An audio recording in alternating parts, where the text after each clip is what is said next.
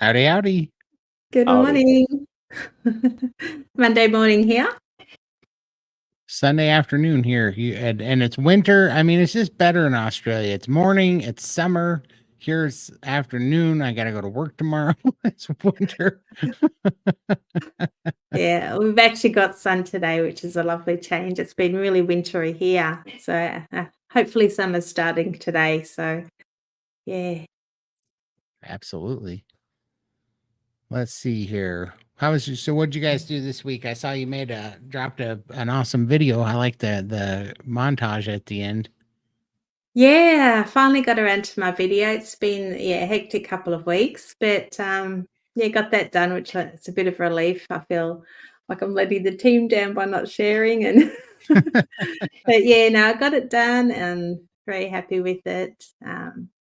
Yeah, I think the montage at the end was my favorite part. Just watching my week and thinking, geez, back gone are the days where I used to sit on the couch and wish I had a life. And now I'm looking at that and seeing myself smiling and playing with flowers and driving my daughter's van. And it's like I'm living again. It was a really nice feeling. And I think I've watched that video montage a few times now. I'm just like, hey, that's me. Go, Lindy. For sure. So, yeah, pretty good. I thought it was awesome. How about you, Michael? What are you doing? Enjoying my carnivore meals. Exactly. What I'm doing. It's not restrictive right now, is it? You know, everybody that says carnivore is too restrictive, try fasting and see if you don't love every bit of steak you get to eat. Enjoying everything I eat. It's really good. That's And awesome. how have you gone with the refeed? Have you struggled at all, or it's been pretty good? It was simple. No problems at all. Oh, Sauerkraut juice, excellent. I'm telling you. When you break your fast. That and broth. Mm, Nice. And then a lot of eggs. That's what I ate mostly for the first couple days. that's Soup awesome. and eggs and sauerkraut juice. Beautiful. That Delicious. that did it for you. Yep. That's awesome. Yeah, and let's see. When are you're gonna refeed for a little while? When are you fasting again? Like, are you planning on doing any fast? I'm gonna probably go with like 23 and 1 23 and 1. for a while. Yeah, once I start again, maybe this week. We'll see. Nice. I was surprised after the last 5-day fast how long it took to get back into being okay with fasting. It actually took like a week and a half or 2 weeks before I was like, all right, let's do this again. I thought I was ready, but I wasn't. I was like, nope, need to eat more meat. Need a mini pram. So that was very real. Yeah, I tried as well to fast last week. I thought I'd try at 48 or 72, and I lasted about 8 hours. And I thought, I can't do this. Uh, But I've started again yesterday, and I think, Todd, you're joining me. Yep. So started yesterday. So how many hours in? Where's my phone? Check my app. But I think we're going to try for 72. Yeah, I'm actually going 84 because my Okay. I put it 72 on there, but my plan now is I was doing alternate day, so I was gonna eat every other day. And that was my New Year's kind of I hate to say resolution, but it was my game plan that I was gonna toy with. And the only problem with that is I get a little bit of brain fog when I fast, usually on day 2. And so I wasn't digging that during work hours. So now um trying to eat Mondays, Tuesdays, Wednesdays, and Thursdays, or even maybe Sundays, Mondays, Tuesdays, and Wednesdays, somewhere in there. And but basically eat for an 84-hour window a week and then fast for an 84-hour window a week is what I'm working on right now. So What's a refeed on a 84-hour fast? Because that's the reason for not doing a longer fast for me. I don't like those refeeding issues.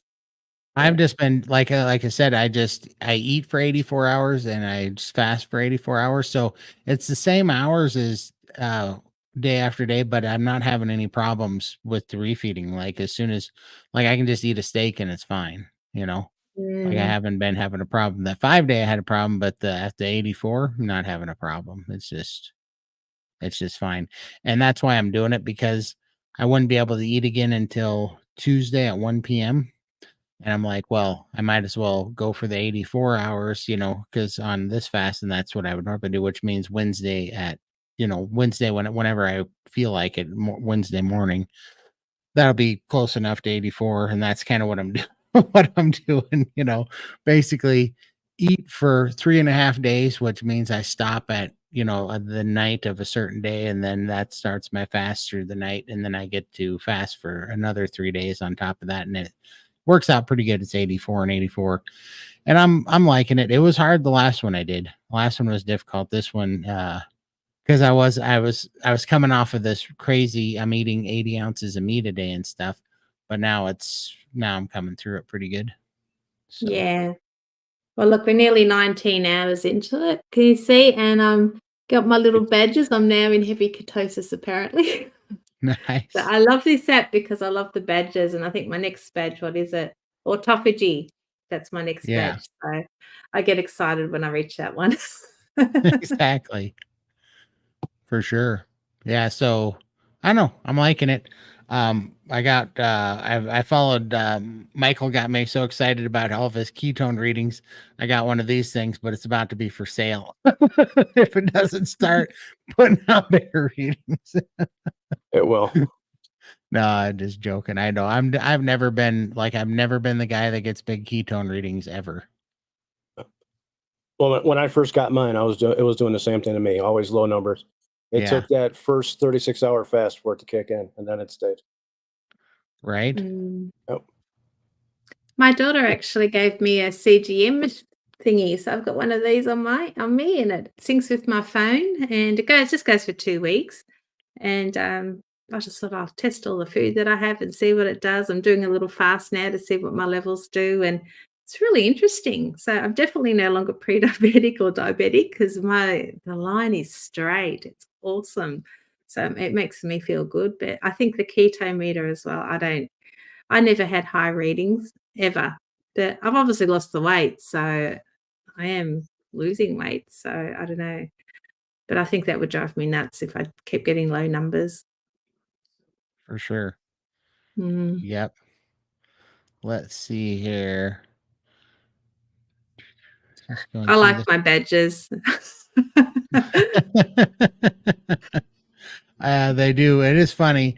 When we did that 5-day thing, I was mad that they didn't have another badge. I know, right? I was like, "Where's the next badge?" It didn't Yeah. happen. So, yeah, once it Something's gets got to to that. be happening. Even if you tell me that I'm going to start to go blind and lose hair, at least give me a badge for it so I know. Yeah. For sure. But yeah, let's see. I'm definitely planning on putting out some videos here shortly. I know this is the worst part, that I'm slacking on my New Year's resolution is get out a video every week. And it's a month's almost gone, but I'm going to work on some after this. I have 2 video ideas, but I just haven't got them straight in my head, and I'm such a OCD freak when it comes to getting I've never felt like I can get my words out clear enough or express my thoughts clear enough, and so I get a little OCD when I'm trying to think of how to present it, and so hey, I'm working on it.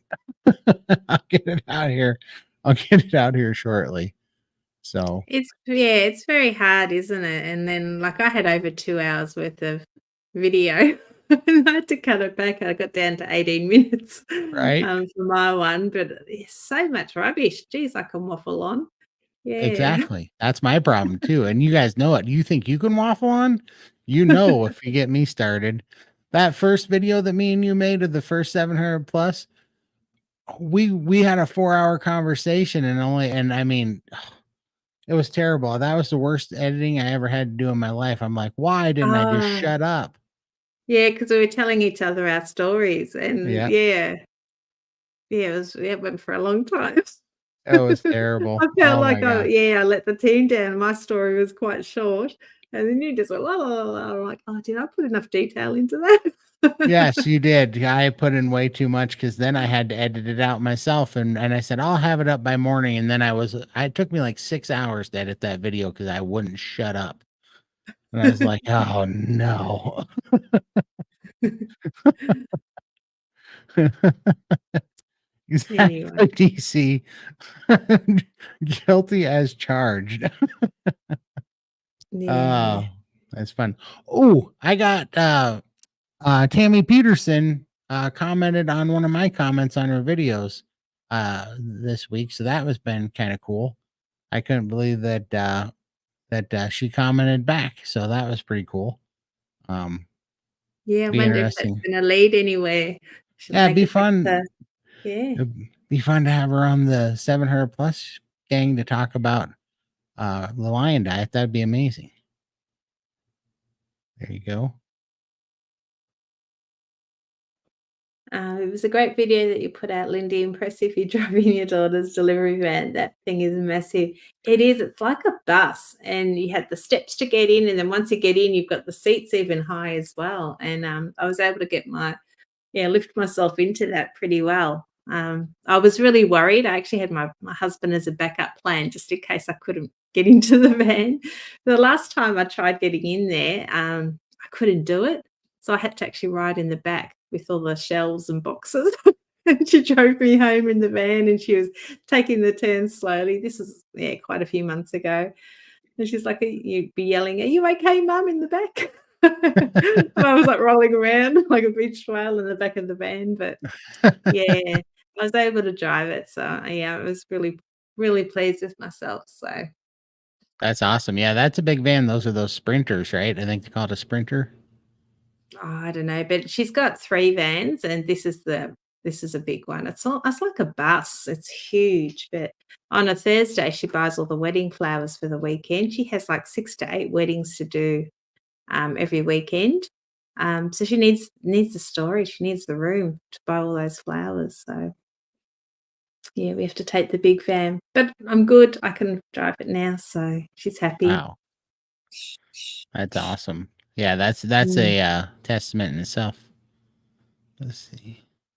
Love's Todd story, the way it figures out everything. Thank you very much. Yeah, I'm that was a blessing. That was divine intervention.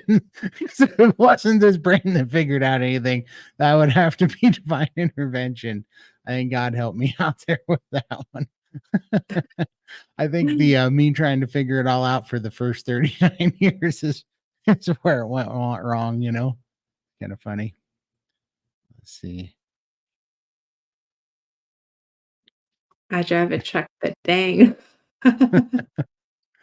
Uh Oh, what is the fasting app that we use? It's called Life. I think do we have a link, Michael? Or Yeah, I do. I'll put that in there. yeah. Michael is on fire. Yeah, okay, it was bigger than a sprinter. Nice. That is a rig. If it gets bigger than a sprinter, we call it a rig here. Yeah, well, I said to my husband, "You gotta watch out because he's a bus driver. I'll be taking over your bus soon."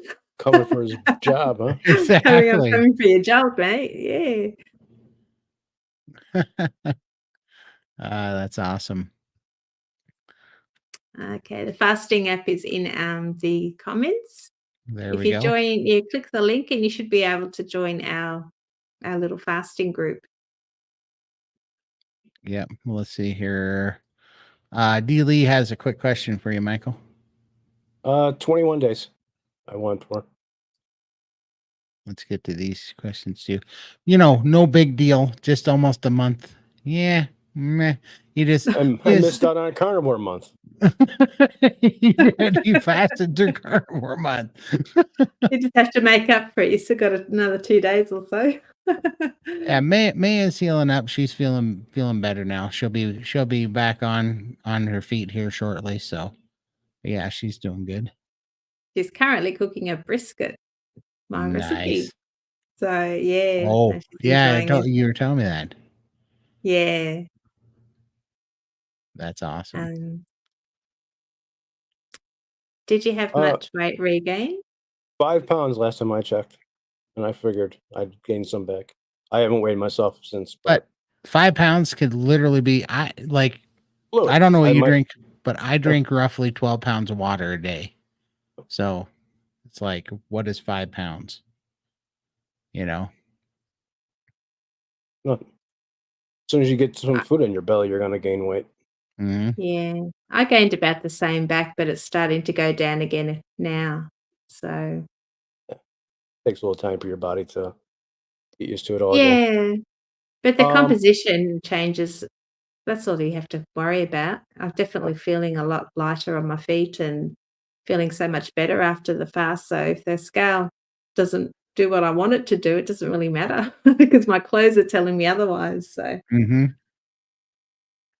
yeah, I was taking electrolytes and then salt during my fast because I know my body needs them. Yeah. Even when I eat, I still know I need them. oh, how's your daughter's journey going, Lindy? She's going really strong on carnivore. She's very, very strict. Oh, she's obviously got to her breaking point. Her breaking point is she doesn't want to lose her sight, and she wants to get as much healing as she can. And this is obviously the best thing that she knows what to do. Just healing the low inflammatory diet and keeping her blood levels as stable as she can. She's always had issues with that, so this has been breaking point for her. So just a day at a time for us now. But, she's keeping positive, keeping busy. As long as she's not left alone in her own thoughts, the business keeps her busy, so she's doing okay. That's Thank you awesome. for asking. Yeah. We got a question for Lindy the brisket maker.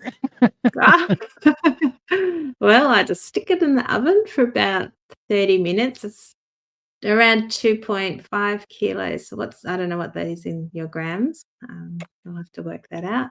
Yeah, about for 30 to 40 minutes in the oven, and then I throw it in the slow cooker with maybe 2 or 3 cups of water because I like it soupy, on high for about 2, 3 hours. The longer you leave it, the better it is, and it just pulls apart. It is so good. And I love to drink the soup. I just pour the soupy bits in a mug, and I just drink that straight off. Love it. Yep. I But, yeah. I like to cold smoke them. I feel like our brisket. How big's your brisket, Lindy?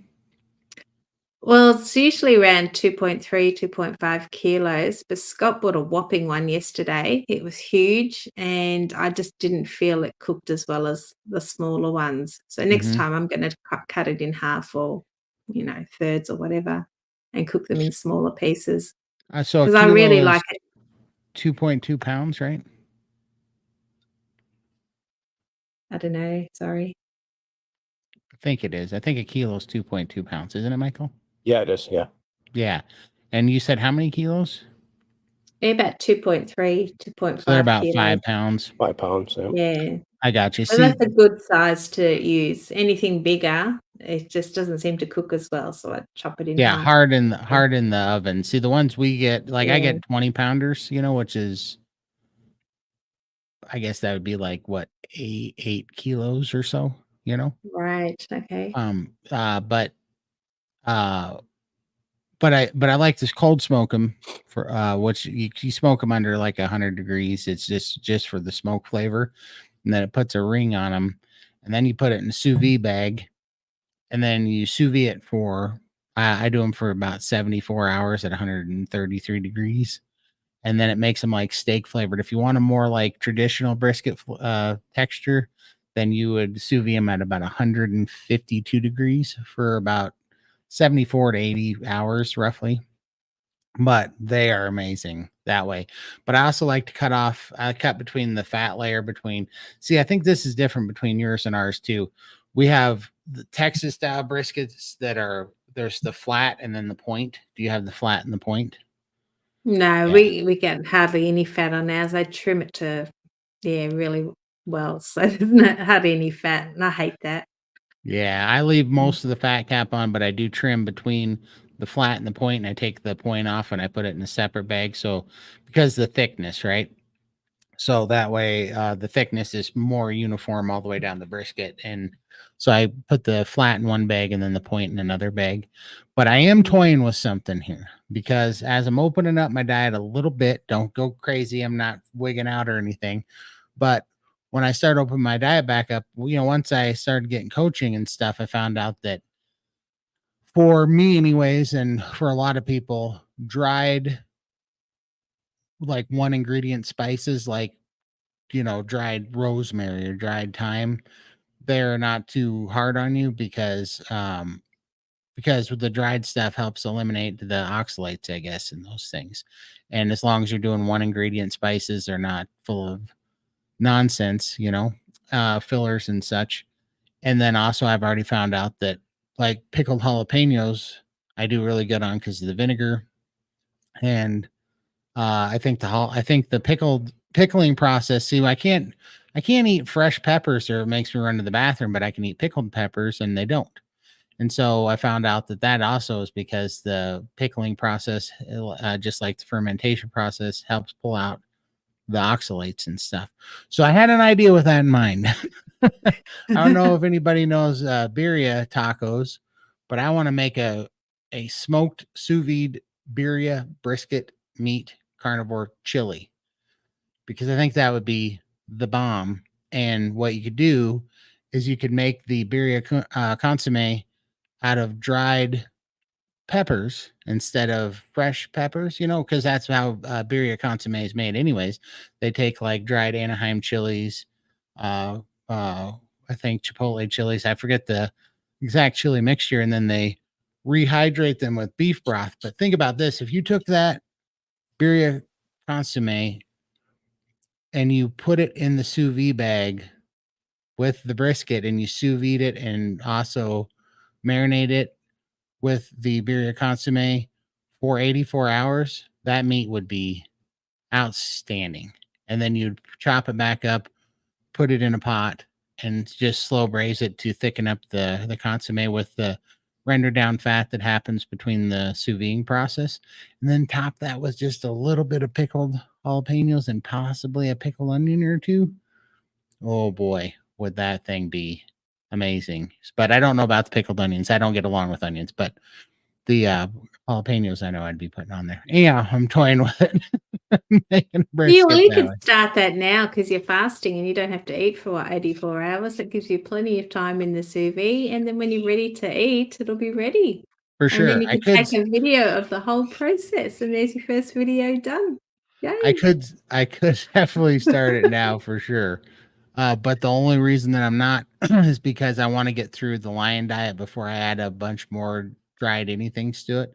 Because I'm staying pretty hardcore on the lion diet. I'm just eating meat and water and Tabasco sauce right now because I couldn't make it go down without having the vinegar profile of the Tabasco sauce. So those are the only three things I've eaten really in 28 days, and I'm doing just fine with it. I love it. So I'm going to keep that going until I break the lion diet, whenever that goes. But when I go back to like BBB and E, which I think is going to be sooner than later because I am healing good though. So I'm really liking this. The only reason that it's making me, I was going to go 90 days on lion and I'm not having a problem with it. In fact, I'm quite enjoying it. I thought I was going to get meat, like, what do you call it? Meat aversion. I'm not at all, but I did do something fun and I bought a Rogue weight bench and some weights and I'm lifting now. And what I wasn't expecting is I am feeling like I'm feeling the effects of not having the eggs, and my testosterone I feel like it's going down a little bit.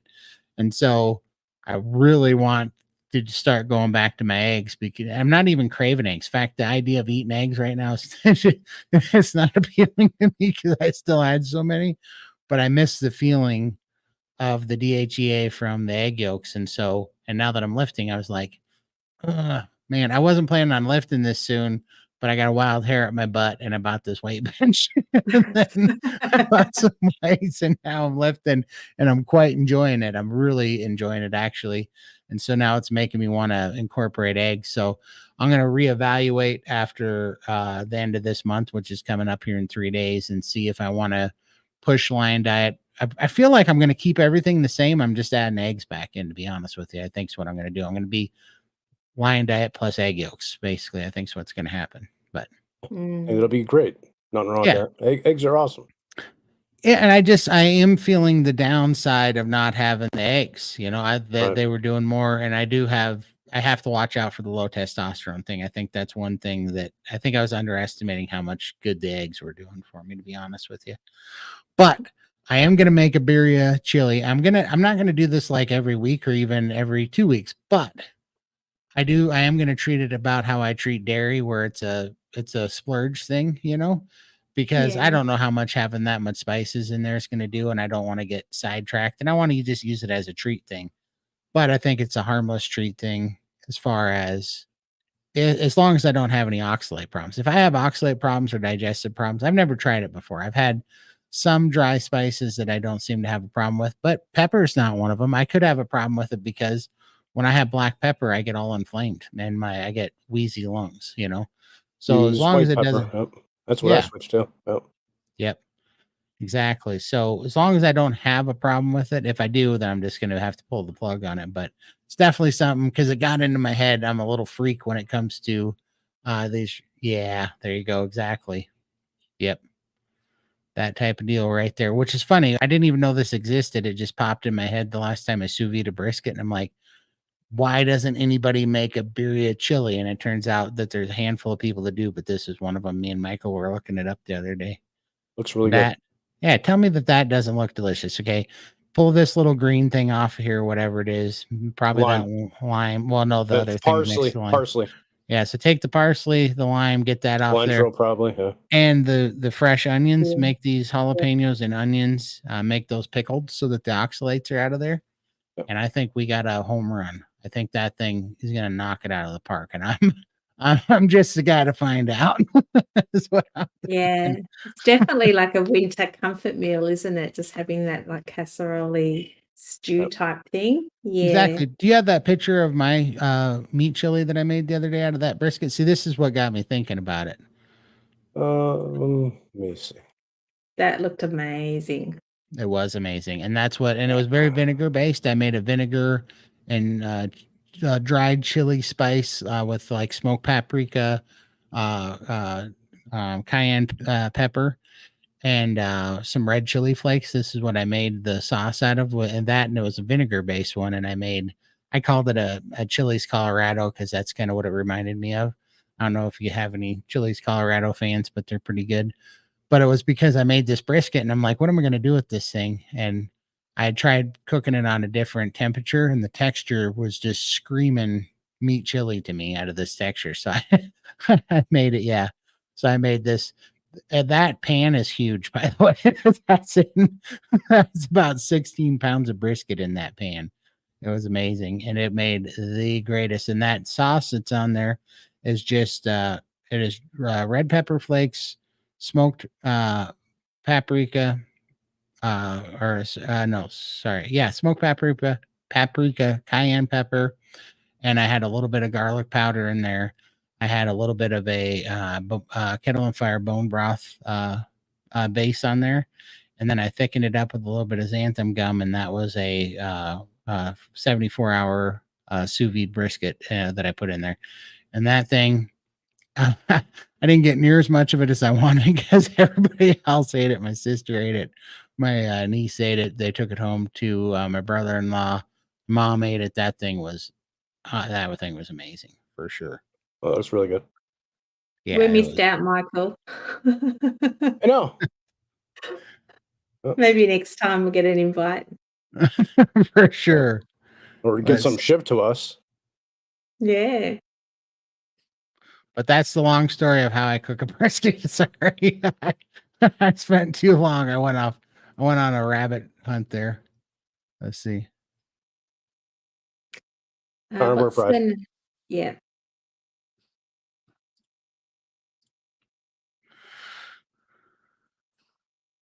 How do you gain the confidence to prime and fast? It's scary to me. It took me 2 years to find my feet. I've been in SPG gang, 2 years now, and I did feel like a failure because I couldn't prime or fast mainly because I've got the restrictions. So priming is difficult for me, but I just figured I need to eat a lot of smaller meals throughout the day. So that's how I prime. Fasting, it was very scary for me. I don't know. I don't know what it is. I had like a blockage in my head that I couldn't fast. But I don't know what happened. I just on the 1st of January, Michael said he was going to fast. I'm like, I'm going to jump in with you. And I didn't think I could do it, but I thought if he can do it, I've got to Oh, give it a try. I didn't And think I was going to do it either, so you weren't alone with that thought. For sure. yeah, but I think having the team, the three of us, and I think Raymond joined us as well, it kind of kept us accountable. And I didn't want to be the one to stuff up. I think the guys probably it's a bit of a competition in a way, I guess, and he's trying to help each other through your struggles. You're all feeling the same thing. So it was sort of comforting to know that I'm not the only one doing it. I had a team, my mates doing it with me. And yeah, we all did amazing. And then Michael, the machine, just kept going. So, but I think my body was obviously at a point where I felt nourished. I did do the priming for 3 weeks prior, and I just breezed through it. I found it really easy to do. But then again, I did fail last week. I couldn't do it. I had, issues, the things that with my daughter, so my mind wasn't sort of in it. I did sort of lose my Yeah. way, and I thought I'm not going to torture myself and push it. I'm not ready now. But yesterday I decided it's time for a 3-day fast. I feel like I need a fast. I love that feeling, but it took me 2 years to get to this point. So Yeah, totally. And you just got to try it too. If you can only go one day, don't look at it as a fail. If you actually have to give up, you made it that long, and you have to push yourself. Next time, try a little longer. Don't look at everything as a fail. It's not a fail. Well, and You I don't don't know until know. you try doing it. I don't know what part she thinks is scary, if it's the priming or the fast, but because some people are scared to prime because they think they're going to put on weight, right? I thought the priming was harder than the fast. I'll be honest. Agreed. yeah, Agreed. agreed. For sure. Yeah. Especially at the start. The first week was really hard. I couldn't do it. Yeah. Pushing myself to eat more, and I couldn't do it. It's just you have First to do 3 it weeks is eventually. brutal. Weren't you just tired and grumpy the whole time? Yeah. Yeah, me too. Yeah. Yeah. And I'm not gonna lie here. This is exactly the 100% truth. I feel like it was harder to prime than it was to quit nicotine.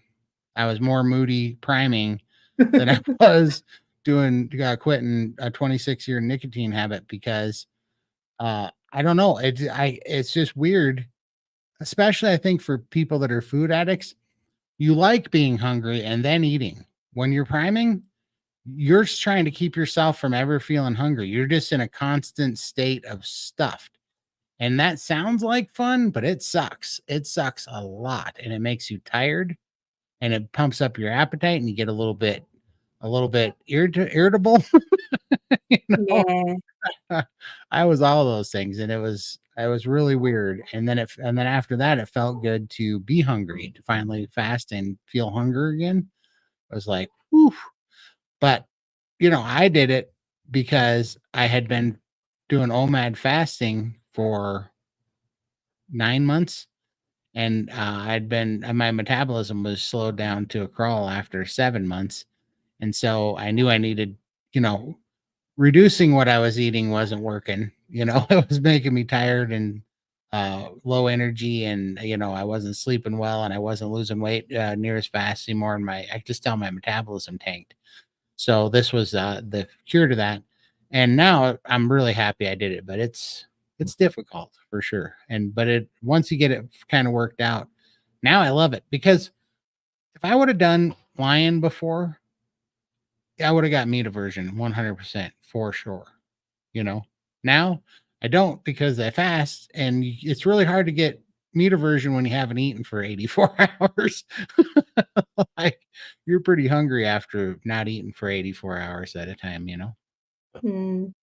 And you don't have to fast. You have to find what's your reason for fasting? Are you there wanting to heal something, or is it for autophagy, or you know, losing weight? I don't think is a good enough reason because you're just going to regain when you start eating again, and yeah, which happens when you fast. So you just got to find out why I do want to fast. My reason is definitely autophagy and just the healing benefits. My lymphedema symptoms went away. I just felt so good and so light on my feet. I just felt amazing, and I miss having that feeling. I started eating again, was having meat, and the fluid was starting to come back. I'm like, oh, I'm not liking this fluid feeling anymore. I just want to be light on my feet and floating around the house and doing my things. Um, so I'm sort of getting addicted to that really nice light feeling of not being inflamed. When you started eating again, did you bring back a lot of salt? I don't have a lot of salt now. No, maybe Okay. every second or third day I'll have a bit of salt. Depends on what I'm having, but Right. no. I find that since my fast, I hardly use salt anymore. Yeah, yeah.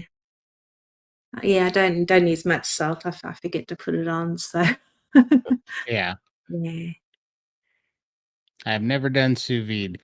Well, it's super easy. I Awesome. mean, it is like it's funny because I talk to people about sous vide and they're like, I don't want to be fancy and I don't want to you know, I all these things. It's the easiest thing in the world. Like, especially if you like, I don't know how you buy your meat, but if you bulk meat prep, then you're already probably vacuum sealing them. If you're not, you should be because otherwise freezer burn is a travesty to do to a nice piece of meat.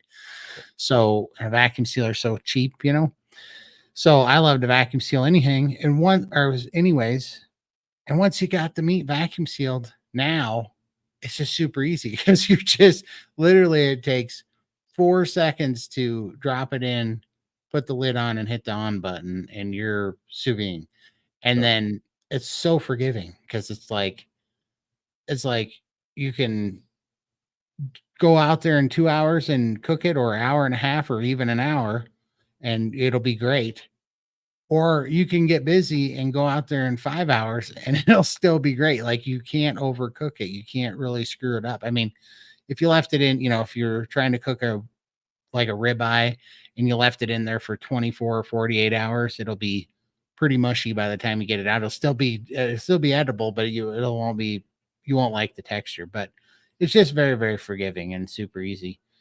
Vacuum seal bags are the best, but if you get the food safe, BPA free Ziploc bags, you can get a Ziploc bag, put the meat in it, and then you sink the Ziploc bag with the top open into water. Water will compress all the air out around the steak and then zip it closed. Once it pushes the air out, you can use that too. I don't recommend it because I don't recommend it with expensive pieces of meat because you don't want a leak in your bag. If you're sous Right. vide and you get a leak in your bag, now you get water all over your meat. A boiled ribeye is not good. A soggy wet boiled ribeye is not something you want. So that's why I use the vacuum sealers. And when I do like a brisket, I double seal it because it's such a big piece of meat. I don't want to I don't want to leak in one of the bags and accidentally ruin $100 brisket. That would make me cry. So you kind of do need a special bag if you can, but it's very cheap. I mean, it's just vacuum sealed bags. They're super cheap. I've been umming and ahhing about a sous vide machine for a long time now, as as you know, and it wasn't until I went to the Viking restaurant and I actually got to try, they did a salmon in the sous vide machine, and oh my god, it was so good. There Mm, wasn't enough of it. I just could have eaten that all day. It was just beautiful, just the texture of it, and that sold so me. good. I had never eaten sous vide meat before, so I can just only imagine what it's gonna do to beef as well. Just that really easy to eat and that texture. It is, and people are So good. like, and people. I know it's another expense, right? It's not a super big expense, but it is another expense, right? You're going to spend Mm. anywhere from like 70 to 150 to even upwards to 200 if you want a fancy one, sous vide circulator pump. But you don't need it. You can just get the cheap ones do just as well. They're plenty fine. I think I paid And like 70 for mine. yeah, right. And I have the same one he did. I paid a little bit more for it because I didn't have a coupon because he's a scavenger for I deals. think you got the Wi-Fi in yours. I don't have Wi-Fi. Oh yeah, I do have the Yeah, Wi-Fi in mine. yeah. But at any rate, it doesn't matter because once you buy that thing, and yeah, you spend a little bit more on the vacuum seal bags, but here's the deal. You can take cheap cuts of meat and they are so tender that you will pay yourself back because unless you're unless you're really hunkering down on the cheap cuts of meat already, and even if you are, it'll make it so much more palatable. And for me, uh I can't I eat some cheap cuts of meat, but I can't eat them. Like if I'm only eating beef, I'm not gonna have a dry miserable piece of meat every meal that I eat. So I eat ribeyes and stuff. And this makes chuck roast, and chuck roast that costs $5 a pound, and brisket that costs $4.50 a pound. It makes that taste as palatable as $22 a pound ribeye. It is crazy how good it is, and I'm not being hyperbolic at all. It is amazing. Mm. Yeah, well, I'm sold. I'm definitely getting one. It's on my list of next purchases. So, yeah. How you doing on your DDP yoga? I'm loving it. I've incorporated, so now I've got enough things. I'm incorporating DDP twice a week, and I'm loving it because it's giving me mobility and it's helping me stretch out my back. My back is feeling better, and I'm quite enjoying it. And I'm also working with resistance bands now, and I'm also working with free weights. I only got free weights from 5 pounds to 25 pounds because I'm like, I'm going to master these because I know if I get 50 pounds, one night I'm going to get all thunderheaded lummox on myself and go pick them up and try to do something stupid and hurt something. So I'm like, I'm going to get strong with these first. And when these become painfully easy, then I'll go get heavier stuff. But I put my cutoff at 25 pounds. So I wouldn't do, some ego lift bro thing and hurt myself. But I'm loving all that. So I do the DDP twice a week, and then I do the hit axle and the lifting 4 times a week. And I also incorporate walking on the treadmill 4 times a week in there too. And I'm quite enjoying it. How about you guys? I haven't done any DPP. Yeah, I haven't. I'm struggling to get it to stream on anything. We got one smart TV and I can't, yeah, it's not working very well. So I kind of gave up on that. But I've bought a rebounder. I've had it for a couple of days and I've been jumping on it the last few days and I am loving that.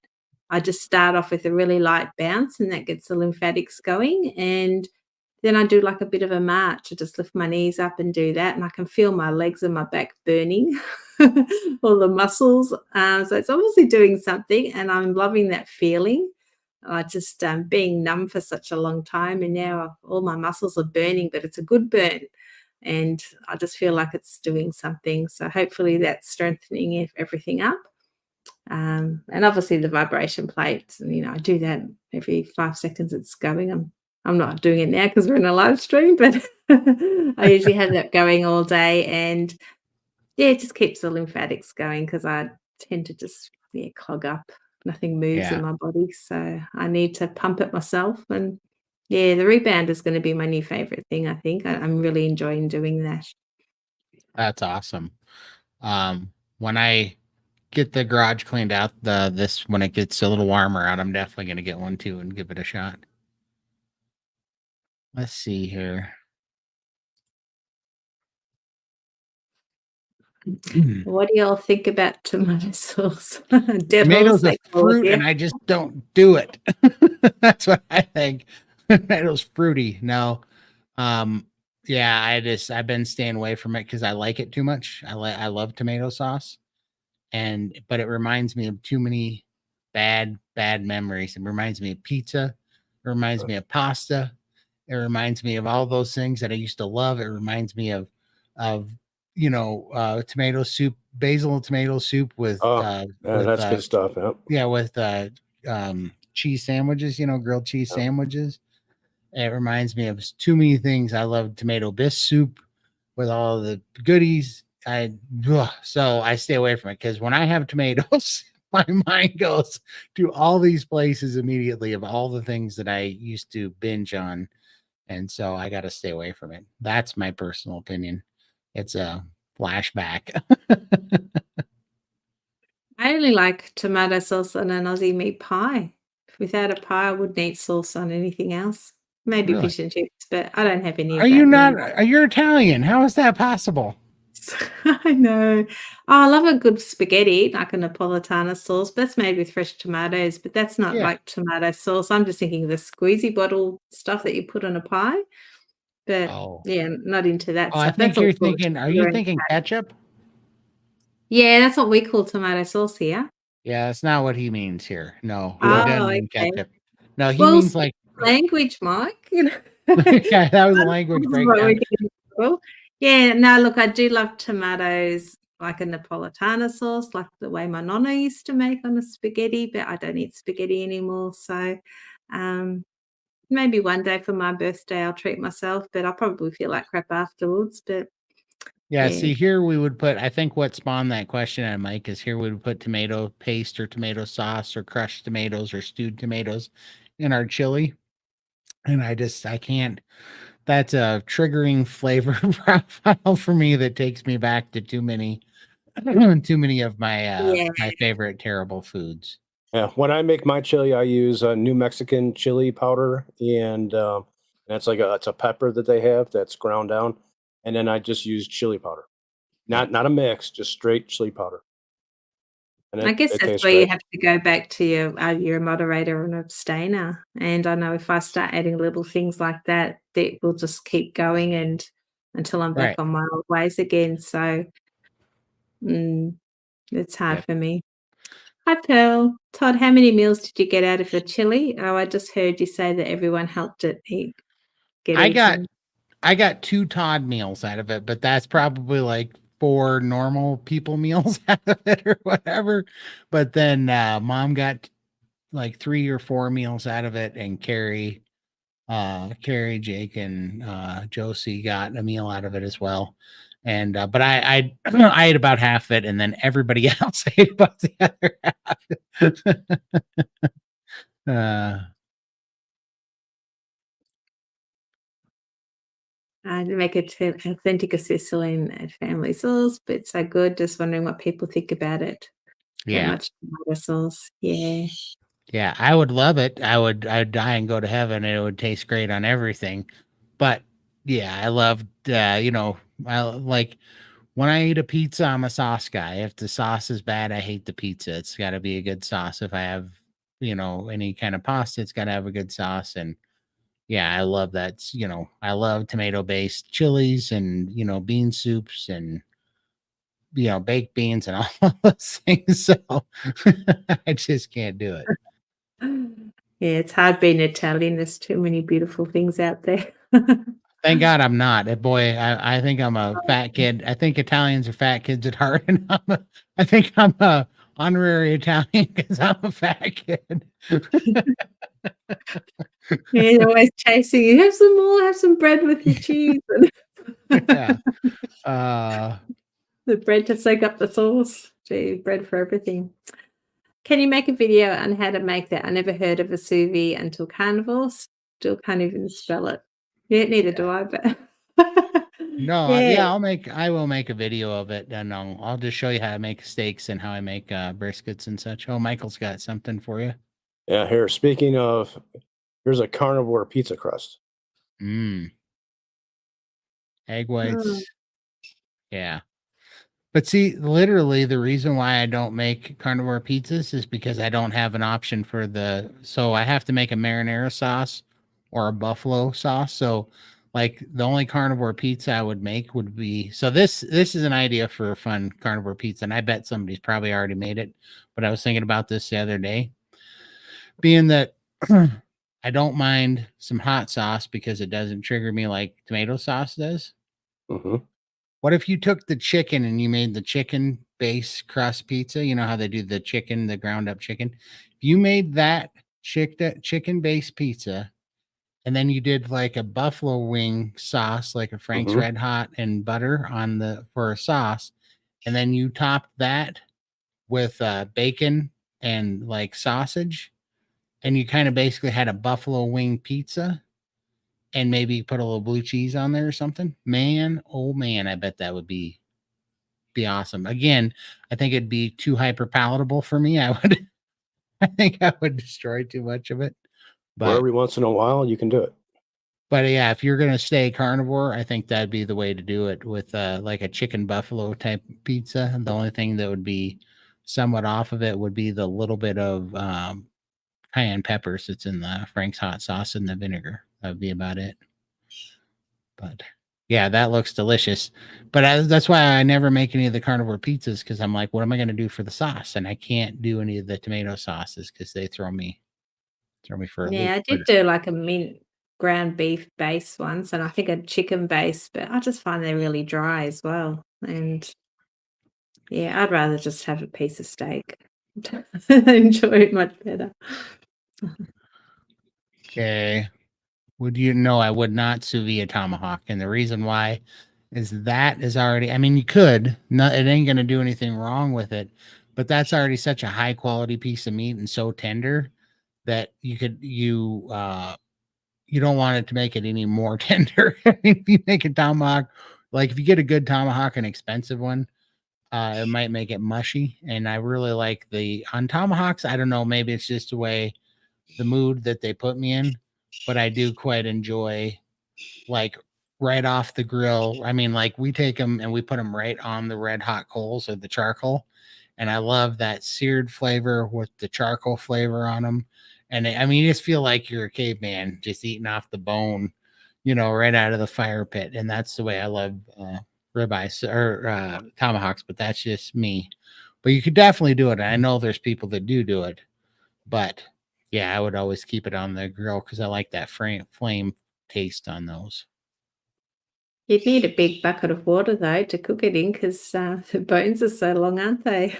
Yeah, you could probably just leave the bone out and stick the end in, but yeah, you'd need you would Yeah. need a big bath for sure. Let's see here. Where are we at?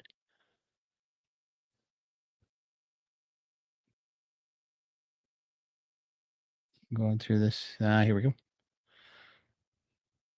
Wow, Todd, I never put that together, thinking about tomato and it leading to all other food with pasta, pizza, etc. No wonder when I was keto, I'd binge after eating tomatoes.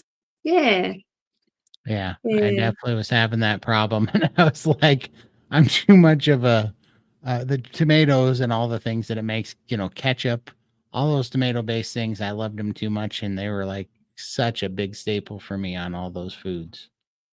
Like keto lasagna. Geez, as an Italian, who doesn't want keto lasagna? But does that mean you can have 2 portions because it's Ex- keto?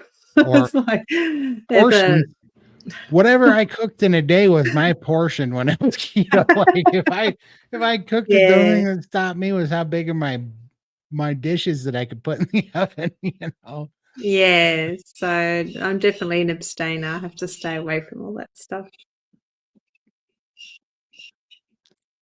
What do I think of mayo egg salad? I like egg salad. I love it. But I have not done this yet. But the problem is I don't have a good mayo. But if I want to try the bacon mayo, because if I was going to do it, I think bacon mayo on egg salad would be a match made in heaven, is what I think. But I've made egg salad with avocado mayo, and you can keep that avocado mayo. That is the most disgusting stuff I've ever put in my mouth near as I can tell. And everybody pretends to love it. And I look at everybody go, you must be lying because that is rancid, disgusting garbage. I don't know who eats that. Uh, but I think I've heard of people making like butter mayo and bacon mayo. And I used to make when I was ketovore before I made it all the way carnivore. I was this when I was trying to do things simple and fast and all these things when I was still real sick. Costco has pre-cooked bacon, you know, and so I get the pre-cooked bacon. It's not bacon bits; they're full strips of bacon, but you can buy pre-cooked bacon. I used to get those, and Costco had pre-boiled eggs, and I used to get those. And then I would get butter, and I would get avocado mayo, and I'd get vinegar, and I would make a bacon and egg salad with avocado and vinegar based. The vinegar was to cover up the disgusting taste of the avocado, and I'd mix butter in there to get more fat. And it was pretty good. And I'd add a little bit of mustard for a kick to it too. And that was pretty good. I ate buckets of that stuff for a long time. on keto until I stopped buying pre-boiled eggs and everything else because I felt like I finally had to go, full on carnivore, and I couldn't control what was in all that pre-cooked crap, Mm. Again, I think I would love it every now and then. An egg salad sounds really nice, but if it was an everyday thing, that would keep me wanting to try other things. So Yeah. that's why I like to keep it simple with just steak. But definitely, if we had people over, entertaining, I could do something like that for sure. But and not an everyday thing for me. Yeah.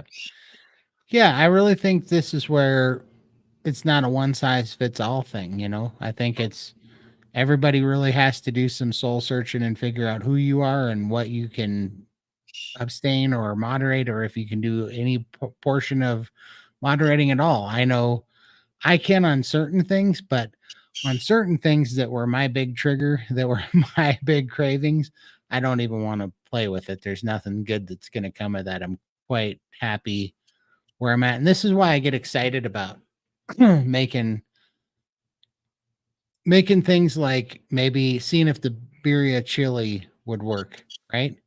Because I didn't make I that wasn't a trigger for me back then. Chili sauce wasn't a trigger for me back then. These type of things. I did like tacos and stuff, but this is a different palette for me. And then, if this is my cheat day, then this is a good thing. And even if I could get away with eating it every day and still lose weight, I wouldn't, because I want to use it as a treat specifically because I like that balance. I like the real strict, like Lion BBBE line to keep me in my place. And then I like that the big treat is like a birria chili, carnivore chili with dried chilies, and just having these few components. I love that being the cheat, because if I make that the everyday thing, then what's the cheat? Then the Yeah, cheat keep it, just like Lindy's saying, it keeps growing and expanding, and it starts getting away from you. So I like making even the cheats kind of extreme, but it's just a relative thing for me anyways, because it feels like a cheat. It still makes you happy. It's still something special, but it's not a nightmare to come off of and go back to BB&E to balance it out. You know what I mean? But it's just not getting spun out there on the on the real crazy stuff. That's the way I look at it anyways. I'm looking for comments here. I'm so falling behind. I'm on my laptop, so it's like I have to really glare to see the comments. So I'm relying on Michael to start it. Yeah, let's see. Yeah, extra sauce on pizza. Yeah, you need sauce, otherwise it's really, really dry, isn't it? So, Yeah. but definitely a comfort food I need to stay away from. Yep. My daughter orders pizza occasionally. She's like, "Oh, mum, do you mind if I have a pizza?" I'm like, "Yeah, no worries. You do what you like." But I Right. haven't been tempted to have any. I'm pretty good now, pretty strong. I don't even know what mod pizza is. Ah, might be a chain or a store. I think you're muted, Michael. Yeah, it's a chain. Oh, is it? Yeah, absolutely. That's what we were just talking about too. But yeah, I thought about that before, and I might even make this a thing for me, because when I get back to eating eggs, I'm going to need to make them palatable again, because they're not super palatable right now to me still, and I haven't had them in a month. But I'm going to need a way to get them down.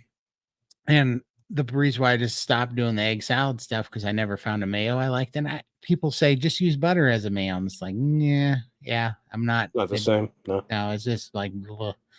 I wasn't a big fan of it, but I keep seeing people making this bacon mayo, making mayonnaise out of bacon grease. And I'm like, Mm, how could that not be just amazing? you know, like eggs and yeah. bacon go together like a match made in heaven. And so I got to imagine that would just be, and go ahead and add some chopped up bacon to it too. Make bacon mayo, bacon and egg salad. That's got to be Yeah. so good. Bypassing the care for her bacon meal that she made. Really. Hmm.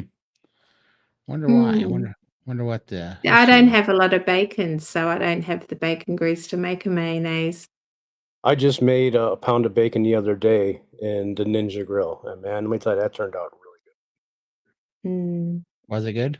Oh yeah, That's awesome. 14 minutes and it was done. I didn't have to flip it or nothing. I just threw it right on top and just let it cook. Right?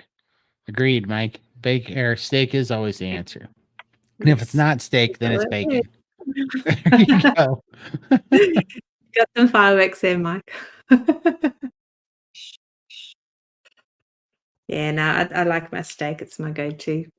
It is. It's just steak is king, you know? Yeah. And you just eat it and then the switch turns off and off you go and do whatever you have to do. Whereas if you eat other foods, I find I'm hungry within an hour or I don't feel as optimal than when I'm having a steak. Right. Let's see here. My body can't tolerate anything but steak and pork belly. Tried to add salsa today and it was terrible. Instant tummy ache. Yeah, that's, if it doesn't work for you, you don't have it and you just try something else. Pork We've belly been is doing good. the Tabasco sauce, which has been really nice. Yeah, how are you doing with that? Like, I'm just curious, does it help you digest, do you think? I feel like it helps me digest the food. I've only had it twice. Once at my daughter's and I've had it once here. I forget to put it on. But I do enjoy it when I've had it, so, Nice. yeah. But I don't wanna get used to having it on every meal anyway, so just as a No. bit of a treat, if I want something different, I'll change it up and put a bit of Tabasco It's sauce a on. tool. That's what I look at it like. It's a tool. Mm. If you're having a hard time craving the steak that day and you can put a little bit of Tabasco on it and it's just a little bit of sodium, vinegar, and cayenne pepper that's dried, it's Yep. like do it, you know? Yeah, because 'cause I've been having a bit of an aversion to porterhouse steaks, so I've actually been buying other cuts of meat, and that helps, just getting different texture, different flavors. Just who knew that different parts of a cow tasted differently?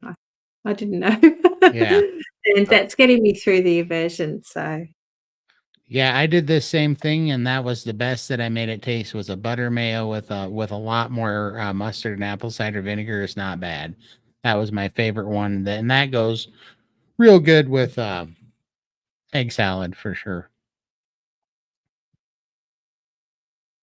nice. Let's see. Here's a fan of the bacon mayo.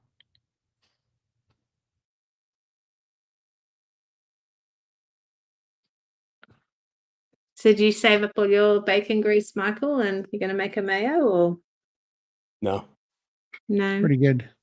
no, I didn't say it. Um. Uh. Which one was your favorite one that you made, Bliss?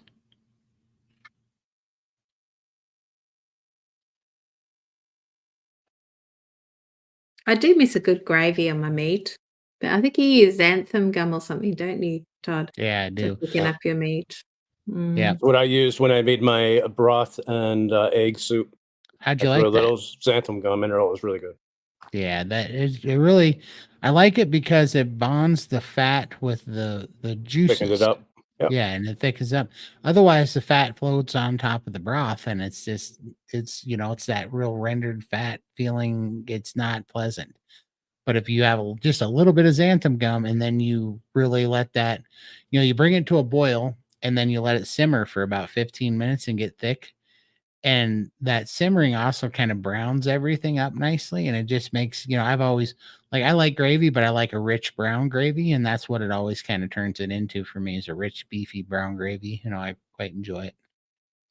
So what is it, xanthan gum? Is that from a plant or I have no idea what it is? It's supposed to be, I think it's some sort of enzyme or bacteria or something that makes it grow.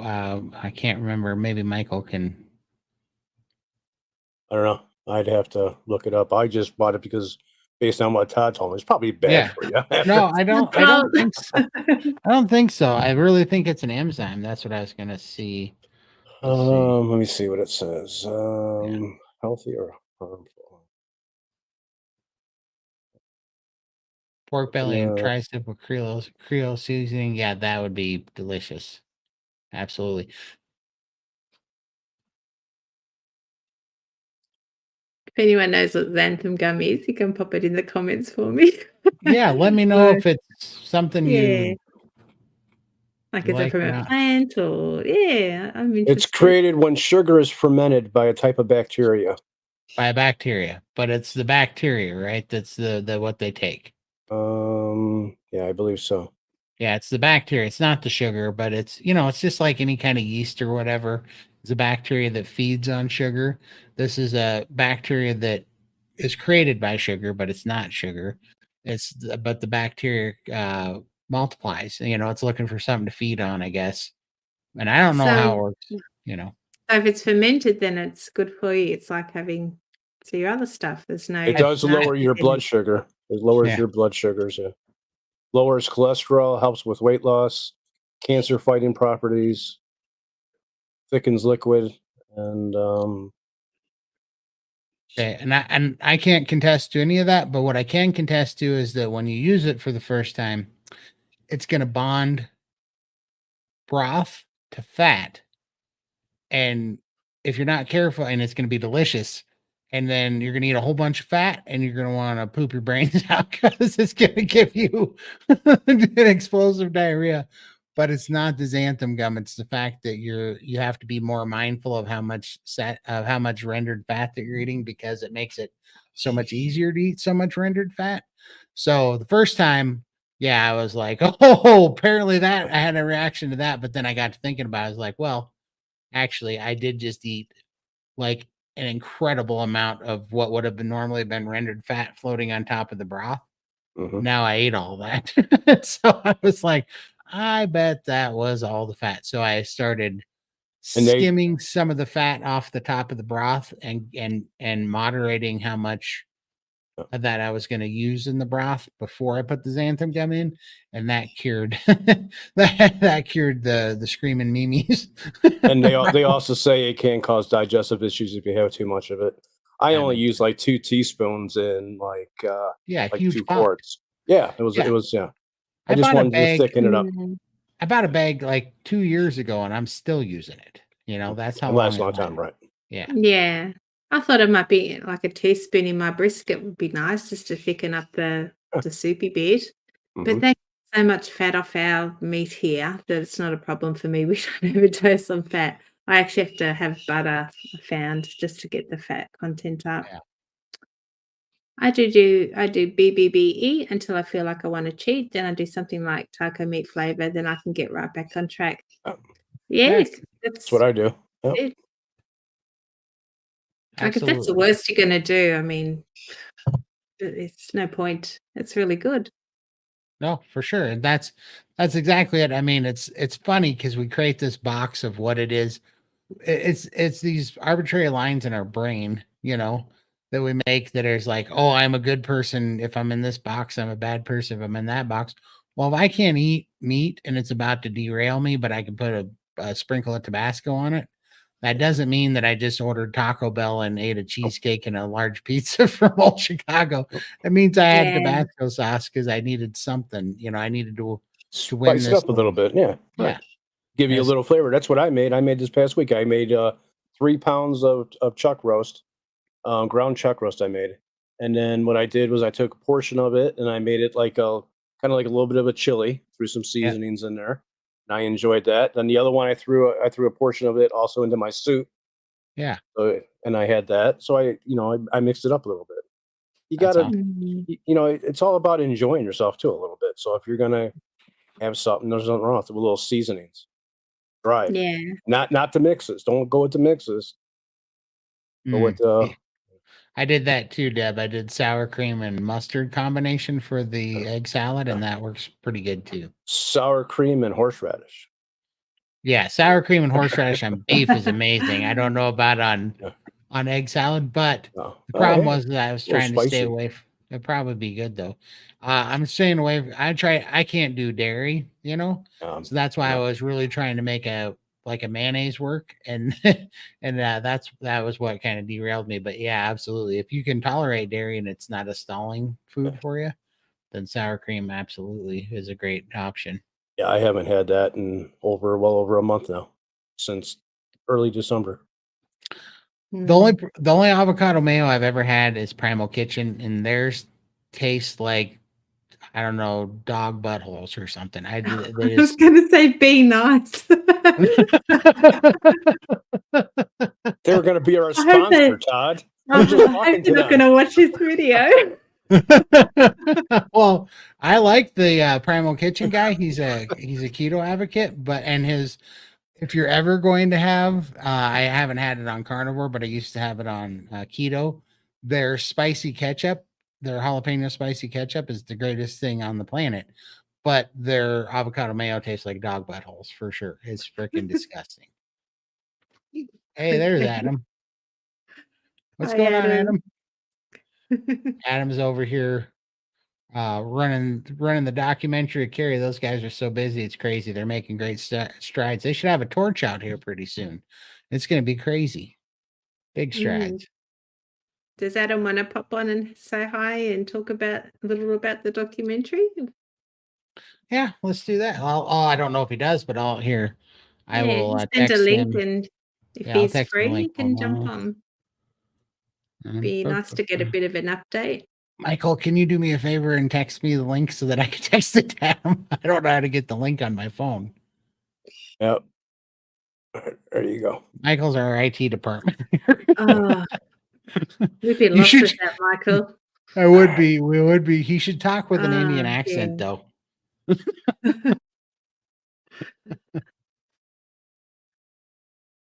You should have it. All right. Pop it on. But you'll find Adam in SBG as well. He pops into the meetings, and I think Kerry's joining us too soon.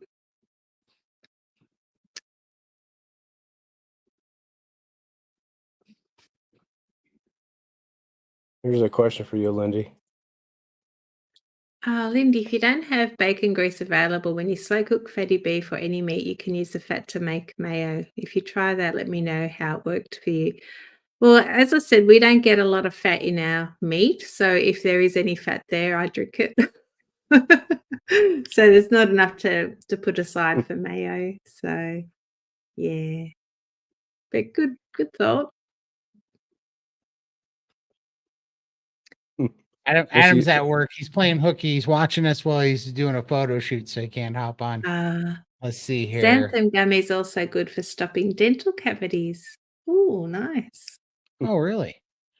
So must break down the sugar inside of the cavity, maybe. So it could cause some digestive problems, but mostly positive. If you have too much, if you have you eat anything, you're going to have issues.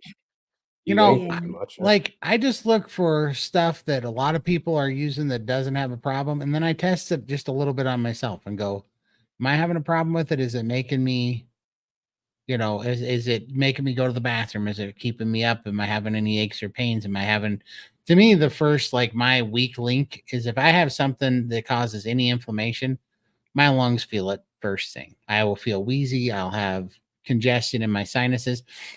I won't be able to breathe through my nose, very good. It'll be stuffy. And so if I don't have those inflammation responses to it, then I just am like, ooh, Greek yogurt and horseradish is delicious too. Absolutely.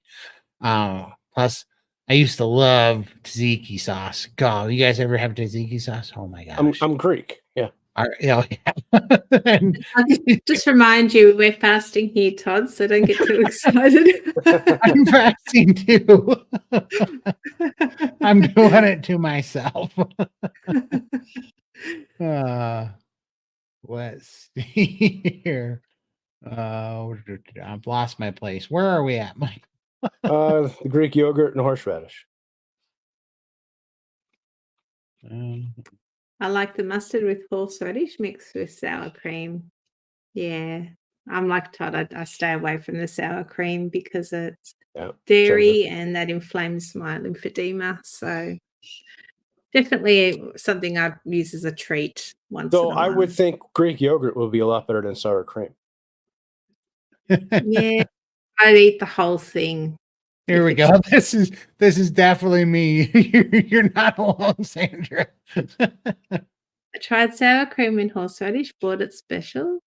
Yummo, but then I ate the rest of the sour cream with it. Exactly, that is me. It's what I was just Yeah, saying. I can't stop. If I know it's in the fridge, it's calling my name. So I don't buy it. I'd for love to be a sure. moderator, but I know I'm not. I never will be. We'll see you later. Let's see here.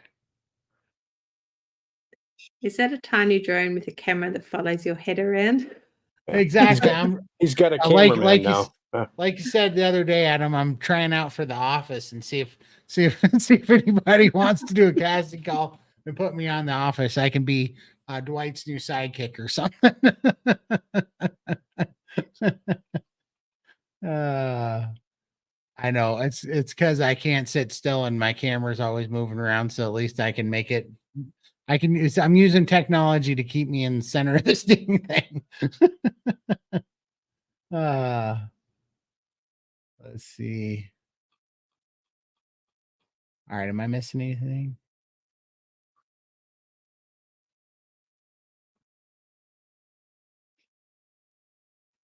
Made. Lots of comments there. There is going through them here. I've made homemade Catsup. ketchup with the form of paste, with a ton of paste, onion juice, vinegar, or spice. Yeah, I'm not too good with onions and garlic. I did add it once. I made a slice for my husband, so I put some Tuscan spice in there. There's no sugar in it, but the garlic, like I only had a small bit, was repeating on me, which I'd never had before, but obviously I'm a little bit more sensitive to it now. Yeah. So my sister once made a basil aioli, which is like a homemade mayonnaise with added basil and salt. She served it with tender beef cubes to dip. It was amazing. That sounds delicious. I can definitely eat a bowl or two of that. I used to my nonna used to make a tomato salad with onion and basil from the garden. Oh, I Yep. loved basil leaves from the garden. Yeah, I love the smell of basil. Oh, yeah. A lemon tea, mango chili, and yogurt makes you think you're eating cheesecake. Oh, don't tell me that. All of a sudden you're gonna see Lindy get a whole case of lemon tea next week. I just buy the raw flavor, and yeah, I've had it a couple of months. I don't have it very often, but yeah. Does dairy bother you, Todd and Michael, as well with your lipedema? Yeah, it definitely does mine. Like, I mean, it just makes me retain fluid. Like Yeah. literally, one of the reasons I did a 5-day fast after Christmas was because I had fluid on me from I was eating those matzo balls and I was eating like super sharp cheddar cheese and super sharp dry white cheddar, and I loved them and I had them over Christmas, but yeah, the water weight was just coming on, and that's why in 5 days I lost 37.6 pounds. Was most of it was fluid, just from the dairy. Yeah. Mm. It may be fine for some people. You just need to find what works for you, Moni. Yeah. Yeah, absolutely. So I don't know. I I'm not cutting dairy out 100% because it's still carnivore, and I don't really gain fat off of it, but it'll stop me from losing weight at the time. Like if I'm in ketosis or if I'm really burning through fat, it'll slow that down a little bit. I can tell it slows my metabolism down a little bit when I have it. And then I put on water weight. But for a treat, I'm okay with that because it's better than going into an inflamed, like mess with a sugar or something else would do. So it's like that's fine. I mean, I went on a two week like binge with it, kind of. I wasn't out of control binge. I could stop when I wanted to. I just was like, I just made up in my mind. I'm like, I'm doing this through the holidays, and that's fine. And I did it, and I was like, whoa, that's a lot of water weight there. But also I knew it was water weight, so I didn't even really freak out about it. But it was, I wouldn't do it as much as I did it this Christmas again not because it even bothered me, but just because it was a pain in the butt to go through all the peeing, honestly, when I was trying to sleep. That was a lot of peeing to do. 37.6 pounds is a lot of peeing that you should be sleeping instead of getting up peeing. So I wouldn't do that again because it just wasn't worth it. But I would do a little bit of it, like if I was at a restaurant or a party or something and that was really a handful of things that was on that were carnivore that I could eat, I would eat a piece of cheese if it kept me from eating a piece of cheesecake or a pie or some bread or something, then eat the cheese. Like to me, that's fine. But I think it's individual again. For sure. I have been dairy-free all month, and I have noticed my water weight is down, and I lost 2 inches in my legs and waist. That's Congratulations. awesome. Good job. Yeah. That's so good. Yeah, makes a difference for some. So I definitely feel it. After Christmas, I kind of binged out on the cheese as well because when you go out, everyone has a cheese platter. So that's what Right. I lived on. And then I really suffered, and it wouldn't go away straight away. It wasn't until I did the 5-day fast that I actually lost all that water weight. I needed the fast to flush my system. I cut dairy and coffee for January and have not lost any weight. Still on a stall since eye surgery, and on prednisolone drops for every day. Prednisone. I gotcha. Okay. It's steroid, right? Yeah. Yeah. Right for the eye. Yeah. That stuff killed my brother. Yeah, they gave my brother Ty prednisone instead of antibiotics, and it knocked out his immune system, and that's what ended up ruining his heart, actually. But yeah, that stuff will cause prednisone will cause you to hold fluid, from what I hear. Let's see. Mm.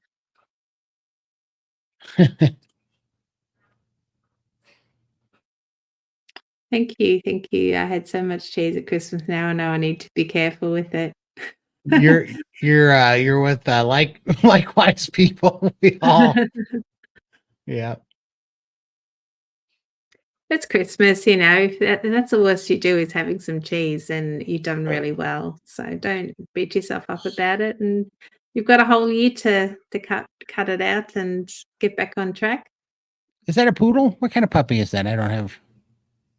Hard to tell. Looks like a You poodle. got your glasses on. It I looks haven't like got it looks like a poodle, but the tail's kind of long for a poodle. It looks like a poodle without a dock tail. You got to tell us, Monica. I've cut out dairy this month too, no weight loss, but my asthma symptoms seem better. Yeah, your body might be just prioritizing healing, and when it feels safe, it will let the weight go. So, yes, stalls are funny. Oh, there we go. I don't worry about it anymore. Standard Oh, poodle. I have one of those. Mine's 16 going on 17. Her name's Cosette. She's a black one too. Oh, so cute. They're the best dogs on the planet. But it's got its full tail. You kept it. uh, Does Cosette have a tail? she has a tail, but it's docked because I don't. Oh, okay. Yeah, and so yeah, because they say to take basically the first 2/3 of it off. You hold their tail. I shouldn't even talk about this. I'll make people mad about how you take the tails off. But I would have left them too. But uh, the breeder doesn't dock tails. Yeah, I know, and it's like I hate it too. And it's such a thing. But the reason why poodles get their tails docked is because the tails are so brittle. On a lot of them, you never know. Some of them aren't, but on most of them, that they'll break just wagging them because their tails are so brittle. And then once they break, they can cause nerve damage. And so, at least that's what they say. I've never experienced it, but that was why I ended up docking, because Cosette had two litters of puppies, and I ended up docking all their tails. And there was a bugger. I hate that so much. But yeah, I just was. That's why it was throwing me off. I was like, that looks like standard poodle, beautiful dog, but it's got a tail, a full tail. Hmm. Oh, Lindy, do you have any wild parrots hanging out in your city? Yeah, we do. Seasonally, we get cockatoos. They fly over the house, and like we'll get hundreds of them, and it's like it's snowing outside because they're in the trees, on the roofs. I've actually got some video of that somewhere. I'll just see if I can find it and I'll pop it on our Discord channel. And get some, lots of different lorikeets and little things floating around. There's lots of birds. I love my birds, as you know. I love it when Scott comes in and Mine. Rio buzzes the tower when Scott comes in. It's hilarious. Yeah, he doesn't like my husband's feet. So, and he wears thongs. He walks in here and Rio just flies to the ground and literally charges at his feet, tries to bite him. And so my husband walks around with a stick. Like, he doesn't use it. It's just there to scare him. But the bird attacks the stick now. Like, he doesn't care. So, yeah, it's like a little shark. He is. Yeah, he's got so much attitude. He's hilarious. He's like a little pit bull bird. Oh, yeah, and if he bites, he doesn't bite me, but he bites my husband. He doesn't let go. You could shake him off and he's like a lockjaw or lockbeak. Right. That's cool. When I was in South Texas many years ago, there are wild parakeets, escapees that thrive in the warm climate. We do get occasionally some kookaburras because we had some bushfires a few years ago and all the wildlife sort of flew into the city. So you'll still and a few things out this way occasionally. Occasionally, we've had kangaroos jumping down our street. That's a sight. They just get lost because they've built a freeway not too far from here and taken all the bushland out. So you'll find kangaroos just get lost and start jumping around the suburb street. It's really sad. You know, they're trying to get back home and they lose their way. But Yeah. yeah. Let's see here. Oh, here we go.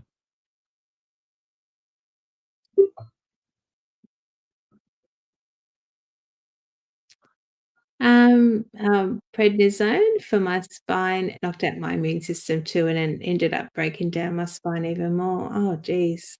That stuff is bad that way. It's it's ridiculous. Yeah. Hate that drug. I was pleasantly surprised, but I love dairy. I may have some tough choices after this month.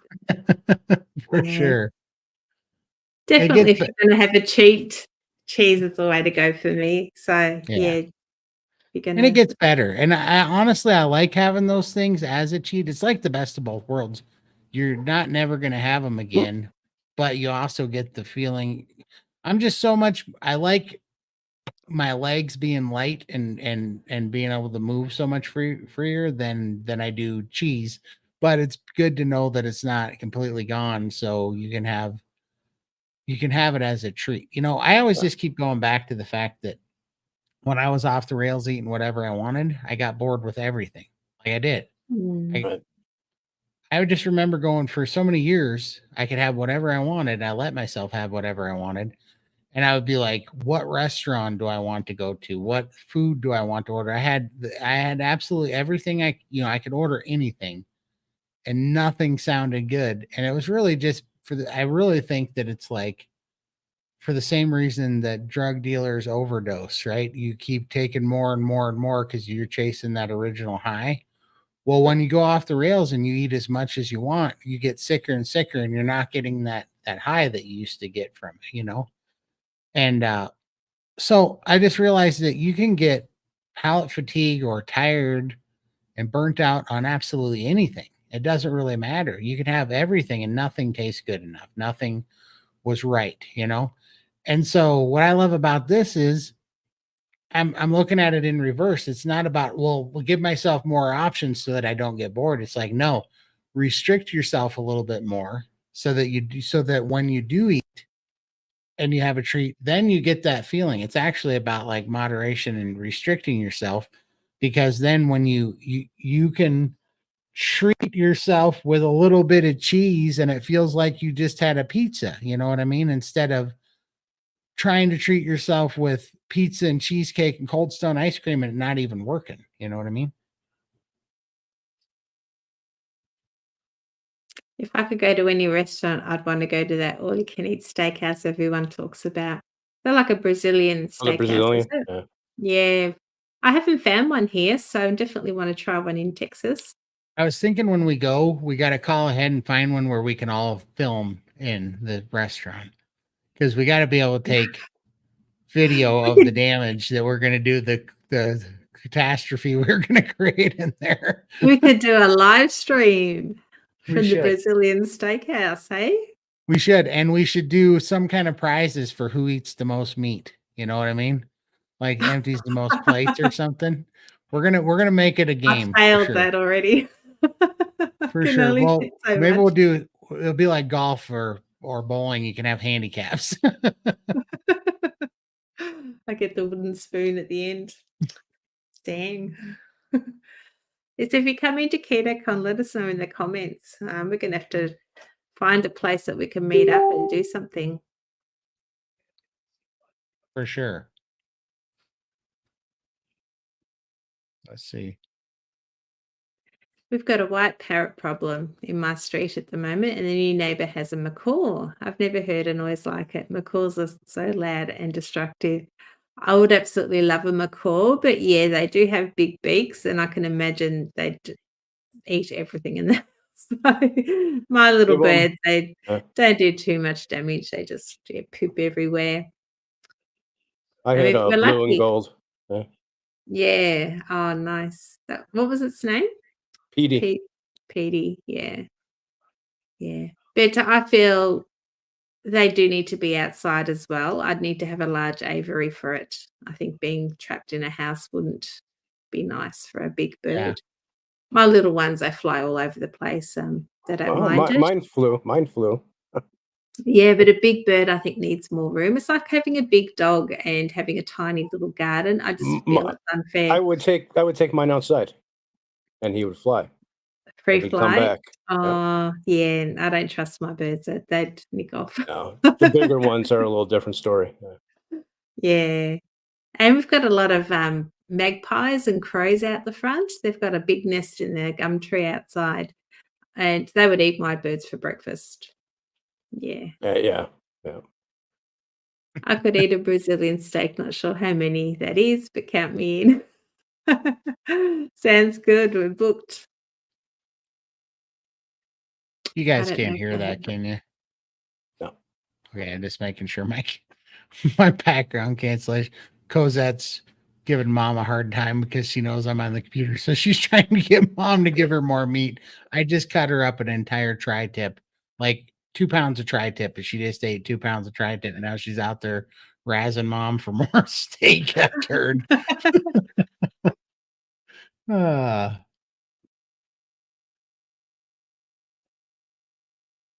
Well, that's a good tip. We're gonna have to tell them we're allergic to salt. You know, because that's the trick, right? If there's something you don't want, I'm going to tell them I'm allergic to cheap cuts of meat, tough cuts of meat, and salt, and any seed oils. That way, we just get ribeyes that are cooked without salt, and then we can put in our own salt. You know, we can bring those Redmond salts or whatever if we need them. Definitely. Have to give it a try. I live in Austin, so I'll be around and hopefully get to meet you all, but I can't afford to buy the tickets. That's okay. Would love to meet. We're going to be there till the 7th, so definitely meet through the week sometime. Yeah, We'll absolutely. definitely do a few events. I want to meet as many people as I can. I'm not coming all this way, not meeting you all. So, For sure. yeah, we'll definitely organize something. Honestly, with KetoCon, I don't know how much time we'll spend there. It really depends on who's speaking, and there's obviously people we want to see, but then there's others that like if Yeah. it's a lot of keto stuff, I'm not really into that. So Yeah, I'm not into yeah, the keto stuff, and I'm really not into the trade shows, and I Large probably no, crowds. yeah, and I'm probably not even going to go to many. The only way I'm going to any of the dinners is if other people are going, like, you know, within our group. Then I'll go to one, but I'm not even looking forward to it. I'd rather we get this right here is the Cool Kids Club. So the Cool yeah. Kids Club right here, and in the we're Let's gonna follow the hang guy out with the hat. together. Yeah, we're not gonna let everybody else drag down our crew.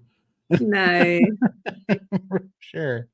We're gonna keep it Like, I going. really want to see. I wonder if there's carnivore bars or carnivore crisps. I'm going to their stand because we don't get them here, and I want to try one of everything. And I'd probably get a DEXA scan because I can hopefully do it now. Right. Yeah, that's all I want to do in the trade shows, unless there's any other carnival things I don't know about that we don't get here. I'm not into all the keto stuff. But Absolutely. definitely want to see SBG when they're up on stage and support them in their presentation. I don't know who else is there. Dr. Berry's not there, so he's on a cruise. So not going to see him, which is disappointing. Hey everyone, what's the downfall to eating low-fat carnivore? I have a hard time eating high-fat. Hair loss. I wasn't eating a lot of fat and I lost a ton of hair. My hair is very thin off the top now. And Yeah. since I started adding some butter back into my diet, it's stopped. I'm not losing hair. I used to pull out chunks of hair every day. It was really bad.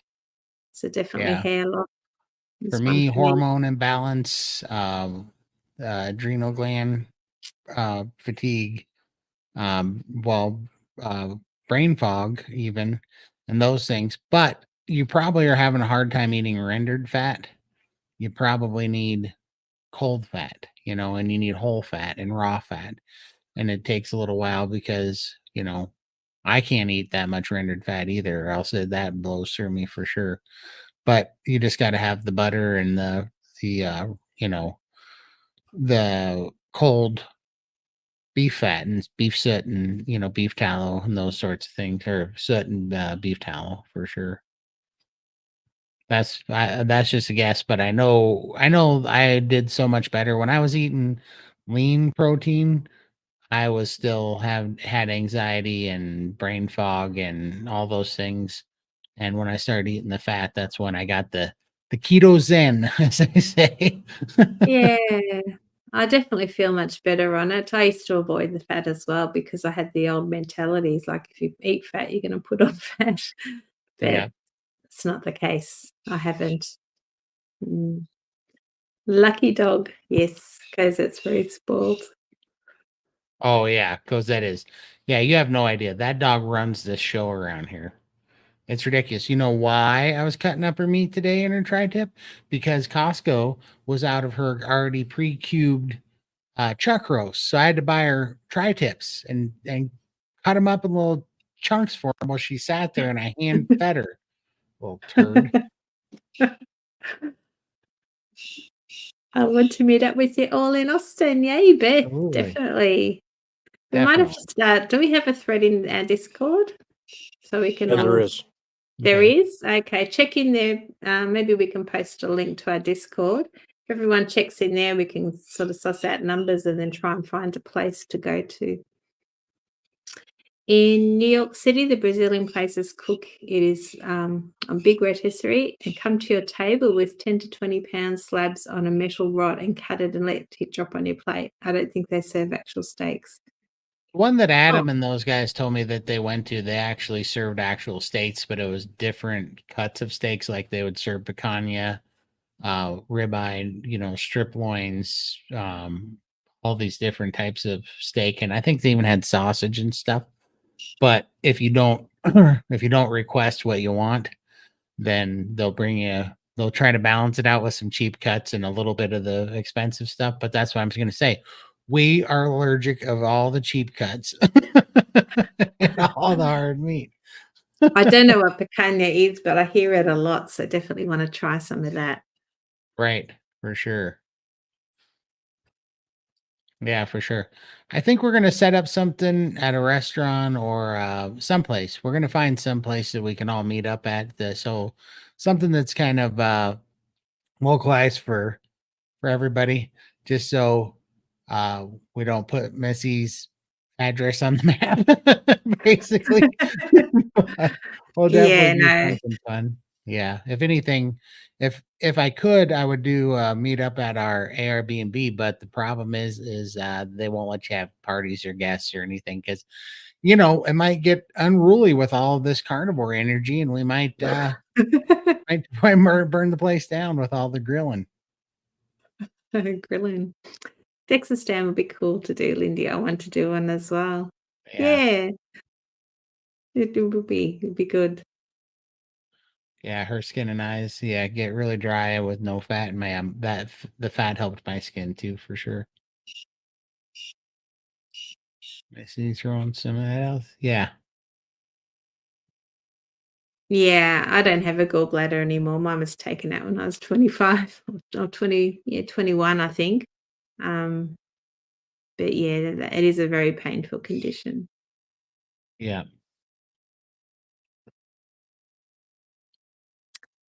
Yeah, yeah. Yeah, I think so too.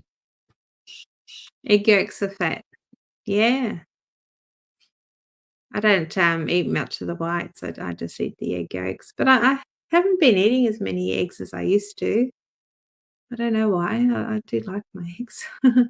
Right. can't I can't wrap my head around needing to lose over 120 pounds, but need to eat fat. Do you limit your fat or protein? I'm afraid to undereat fat and overeat protein or overeat fat and lose nothing. To No. me, I just keep it simple. I just eat. I enjoy the fat now. Right. I still have it in my head that I'm gonna put weight on when I eat it, but then I see I don't. And I'm trying to let that go and enjoy Yeah, it. I totally get it too, but it's just like I did the starve, I've done the calorie restrictive thing. That's just a a thing that gets stuck in our head from all the failed Attempts. calorie restrictive diets that we all did, but it's bullcrap. It really is nonsense because I lost 300 pounds twice in my life and 200 pounds twice in my life, and I never kept any of it off. It was just calorie restrictive diets is just another eating disorder. I mean, it's not your body's not healing. When you eat the fat and you eat the protein and you listen to your body, you got to eat the fat at first for sure to heal up your hormones and your stomach bacteria and your stomach microbiome and your brain chemistry and start to heal your mitochondria and tissue and everything. And then once you get that there and you get through all the old, you know, addictions you had, then you can listen to your body. I don't.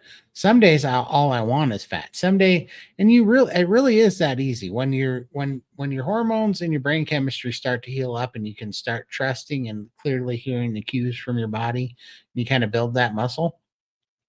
Man, some days I eat the biggest chunks of fat off the ribeyes. Like the ribeyes I get will have like a 4 ounce chunk of fat on the end of it. And sometimes that tastes delicious, and other times the idea of putting it in my mouth makes me want to throw up. It's really just whatever my body's wanting that day. It's really hard to explain, but when I want it, I eat it. When I don't, I just leave it there. And that's really the only thought I put into it anymore is literally what they say. When you look at it and you go, does that seem edible? Does my body want that today? If it does, then eat it. If it doesn't, then don't. Unless it's saying that you want a pizza or a cheesecake and then you're still an addict and don't listen to it. When it comes to the meat, that's all I do, you know. And coming from 6, 7, 800 pounds, you're such an extreme weight, it does drop off easily. And as you get closer to your goal weight, it slows right down. Yep. So, yeah, I'm used to losing 100 pounds a month from the start. It ain't happening now. Like, it's so steady now, really, really dropping slowly.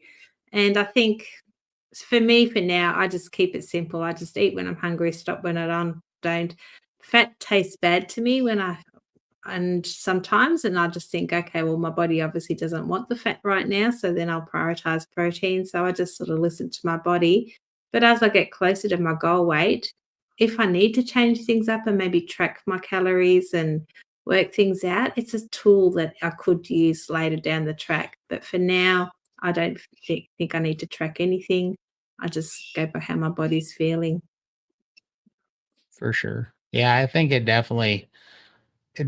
just takes time healing. You just got to heal for a while and don't worry about the weight. The weight has no the weight has no bearing on whether you're healthy or not. It really doesn't. like the healthier you get, the more your body will deal with the weight that has toxins, and you got to detox a bunch of oxalates and all the crap that you've been, that your body's been hiding in there to keep it away from your organs and not deal with it and kind of storing the toxic sludge. you know the healthier you get and the more new tissue that you build and repair, the more your body can deal with it. And the composition changes are real. I wish, what I should do is I should try to find a picture of me where I'd lost 200 and some pounds but not done priming yet. I should have some of those. Well, I'll do that next time, but I'm gonna make a picture so that I can show you, because I have pictures now. My latest picture that I put up, I don't know if you guys saw it, but it's it's I'm only like 12 pounds lighter than my other picture from 5 months earlier. But I'm 2 sizes down because composition changes, and this was from priming. So the scale really didn't move, but I got so much healthier and so much stronger, and the composition changes so much bigger. It's just crazy. It really is just crazy. Like, did I send you that On let me your see. Instagram, I think. Yeah, The let me one on send it. I'm Instagram. gonna send Yeah. it to Michael, and then maybe he can pop it up. This little collage thing, whatever you call Oh, these. here. I If may you just Here you go. posted it up on, you sent it to me, okay. I just texted it to you. And that's a quick one. But anyways, it just, even though the scale didn't go down a bunch, the composition change was huge, like just day and night difference. And it really did make me so much stronger and healthier. And if I was just looking at the scale, I would have stopped doing it because I would have thought something was wrong. But because you don't pay attention to the scale and you trust the process, you're allowing your body to heal. And I have no doubt that in another year of doing this, that this stuff will go away, and that my body will start taking care of the fact, you know what I mean? And it's not a big deal, you know. Did Were you able to find that one, Michael? I'm pulling it up. Keep your There hat you on. go. Hold your horses, Buck Rogers. Yeah, that one there. So I'm trying to think. I mean, yeah, I don't have the one. It's a little bit. You see the difference in that. Obviously the top middle picture is my latest one, and he did an overlay between picture number 3 on the top, the far right, and picture number 2 in the middle. He did an overlay so you can see the size difference, that was lost there. But for 5 months, I was making, huge losses in mass, but the scale isn't going, and that picture to the far, I'm trying to figure out here. These aren't really, I got to get a moderate picture in there, but I'm still in that latest picture in the center. I'm still 478 pounds, and I don't look like it, but it's because I'm putting on so much lean tissue now, I mean, obviously I look big. I get that. I'm not saying I'm I'm gonna blow away in the wind here, but I don't still look like I should weigh 480 pounds. But that's because I'm putting on a lot more muscle by priming, and this is a 4X shirt that I'm wearing here. Where over here, just to the right, that's an 8X shirt. You know what I mean? So Mm. it's crazy. It really, really does work. And it's counterintuitive, and it gets in your head because you're so used to having to starve to make that stuff, to make that stuff work. But yeah, let's see.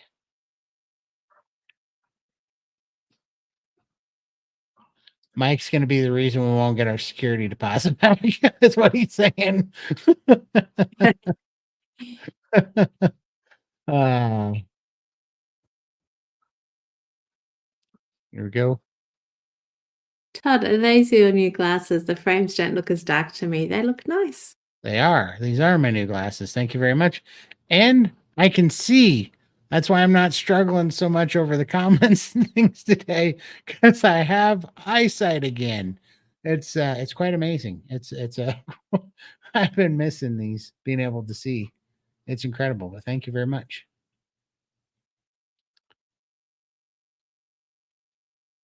That's a good question. How much physical activity do you do now? And I'm doing this not because I can't see, but because my camera's in the way of the rest. What do? You want to go first? Oh, me? I just bought a rebounder, so I'm rebounding at the moment, and I am absolutely loving it. Just start off with like a 5 minute lymph. It's a gentle bounce, and it just gets your lymph pumping, and then I do some marching on it, and I'll walk up to the front of the house every now and then and just do a little bit of a bounce. So that's really all I'm doing at the moment, and just getting out a lot more and doing a lot more walking and with my daughter and spending some time at the shop. I'm spending more time up on my feet. So just a bit of gentle exercise there. So just increasing movement gradually. Yeah, for sure. Yeah, this is sorry, I overclicked. We don't understand the way we downregulate. Yeah, absolutely, because that happened to me, and it was because I started carnivore with my old calorie restrictive. It's like battered wife syndrome brain or something, whatever they call that stuff, where you get so whipped into believing this lie that you have to starve, or else you know you're not doing enough, and it can't possibly be nourishing your body, but it really is. And it kind of makes sense, because in order to not die, if we all had to starve, how would we all be here? You know what I mean? Like, we would all gave up on that stuff. And it's just kind of silly. It's not a real thing. We Morbid obesity is actually a disease of malnourishment. That's what it, because we have all this stuff that you could call fuel, but it's also toxic fuel. But you don't have the building blocks and sustainable materials that your body needs to regenerate and heal itself. It's pretty crazy. Question. I've been carnivore for months, lost weight, but now stalling for last month. What could be the issue? I don't use cheese or cream, only eat bacon, beef, and eggs. Metabolism's too low. No? Yeah, I'm just reading through that again. Yeah, I've been eating carnivore for months, and months lost weight, but Has your yeah, appetite gone yeah. down? Yeah, it's because you get satiated and then you start eating less. So, What like, happened to me? are you eating Yeah. less? Like, really think back to the amounts that you're eating before, and you probably had more of an appetite. And now that's what happened to me too. Just like Michael said, that's why I said I did OMAD for 9 months, but I stopped losing weight at like month 6.5 or 7. And it was because the scale stopped moving as quickly. My big dumb brain kicked back into that old thinking, and I was like, well, then I should eat less. And luckily, or whatever you want to call it, conveniently, carnivore is very satiating, so you gives you much more appetite control. So then I went from eating 3,000 calories a day to 2,000 calories a day to 1,800 to 1,700, and pretty soon I was at 1,700 calories a day. Well, that's just not enough calories. Especially, you got to think about this. People always talk about too mad and eat around 1,700 calories. That's just what I said. I hit 1,700 calories and stalled out hard. And then I know you're a woman, and so there's a little bit of difference there. But yeah, literally, you're just under eating. And the other thing you have to think about is you have a fuel versus building block ratio, and I believe this is so. If as a woman, you're probably utilizing 60 to 80 grams of protein a day, if not more. Maybe even 120 grams protein a day. If you're and there's kind of a limit how much you can absorb in one meal. It's like 40 to 60 grams of protein per meal, they say. I don't know if I believe it, but even if that's the case, you're probably still, getting like anywhere from 80 to 120 grams protein a day that your body needs to just maintain. And the reason why that's important is that protein is 4 calories per gram.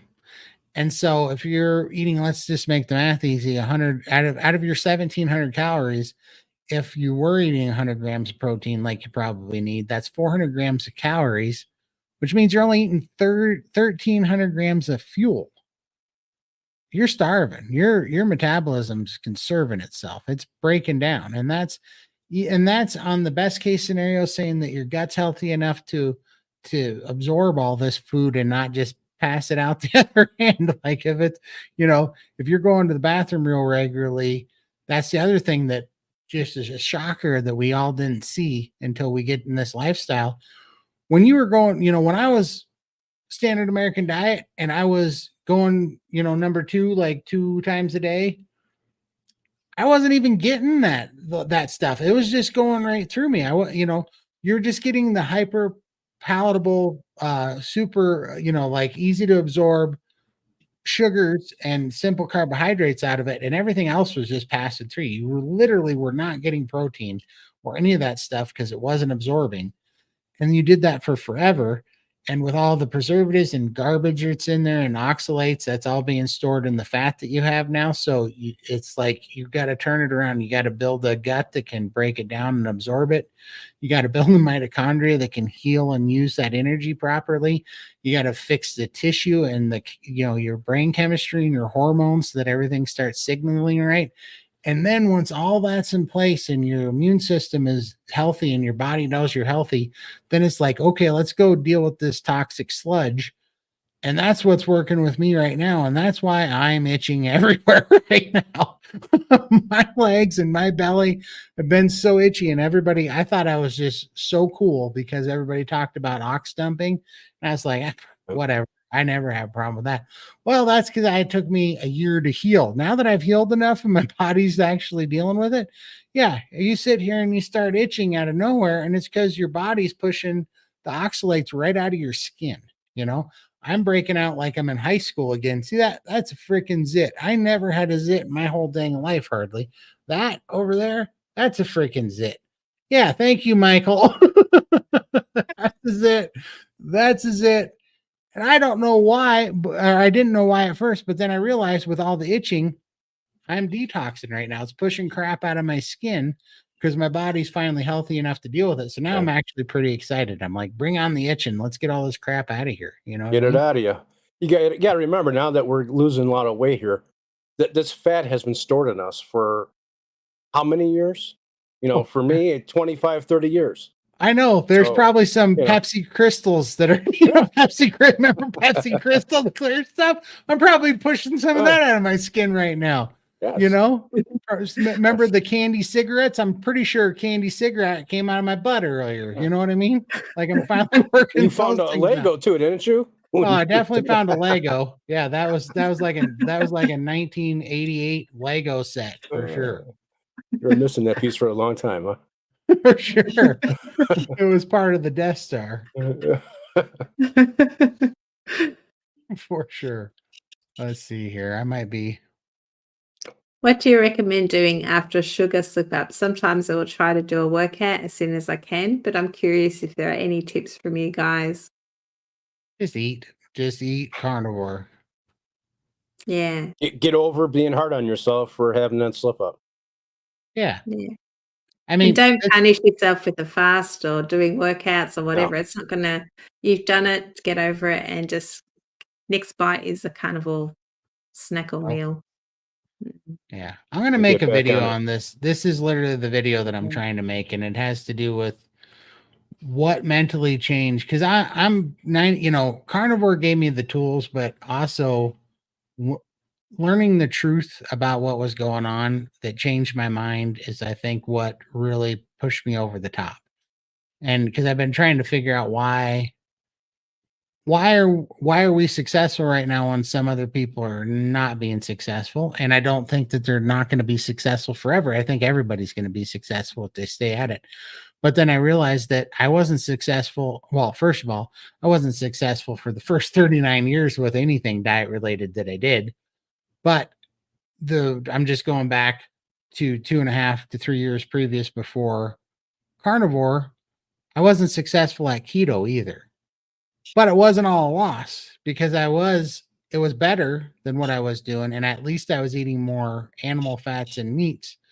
And I do think it was healing me up a little by little. And also as that was going, I was kind of learning what didn't work. I was learning that a lot about the pitfalls of keto and keto junk food and all the, the keto marketing and the big, processed keto foods. But I think it's what got me to here. So I think it was a process. I don't think that it wasn't for nothing. All the keto stuff wasn't for nothing. And all these goes that you're making at it, and you're learning from things, and it's not for nothing. Just because you have a sugar day, it's not for nothing. You didn't learn nothing from it. Your body didn't heal. You didn't erase everything because you had one sugar slip up that you did before it. And also, there's a huge presence that's fighting against us with big food, all the propaganda, the movies, the television, the doctors, all this crap. It's all working against us so hard that you shouldn't feel guilty about having the slip up. You shouldn't beat yourself up or feel bad. You That's the should worst thing you can do. yeah, it's just tough. It's hard. It's such a hard thing. So just the best thing to do is just go eat through it, eat the right things and heal your body and just help your body process that bad stuff by eating the good stuff, and then just eat through it and learn from it. And remember, I just kept having to make a note that remember that last time you messed up? Because the one beautiful thing about carnivore is that when you start to heal and then you mess up, boy, do you know it. Because now you're starting from a place of health. And then when you lose that, it gets taken from you, you want that back. That's a big polarizing difference. And so that is one of the blessings of carnivore is that it's not near as fun to screw up. Or before it didn't, before when you were screwing up off and on, you weren't feeling that great to begin with, and you kind of got a dopamine fix out of it or whatever. So, it wasn't a big deal. Yeah, exactly. This amount of my favorite picture I got on my Instagram, because that was something that I realized that really changed my mind. Is I used to think that I was suffering by choosing to not eat pizza because I was suffering, to do those hard things. And what I realized was that's the lie, that's the deception, that's the propaganda they want us to believe. In all reality, when you keep yourself from eating the pizza, sure, you're going to have a little bit of an addictive response to it or whatever for a while. But the reality of it is you're choosing not to suffer the other 23 hours of the day. When you give in to the pizza and you give in to the sugar, you are not choosing to not suffer during that meal. You're actually choosing to suffer. For me, it was choosing to suffer, to sleep, to sit. I was in pain when I sat. Breathe. I couldn't walk. I couldn't breathe. I couldn't drive a Yeah. car. I was dying. I was choosing to suffer to do mundane things like get to the bathroom and take a shower.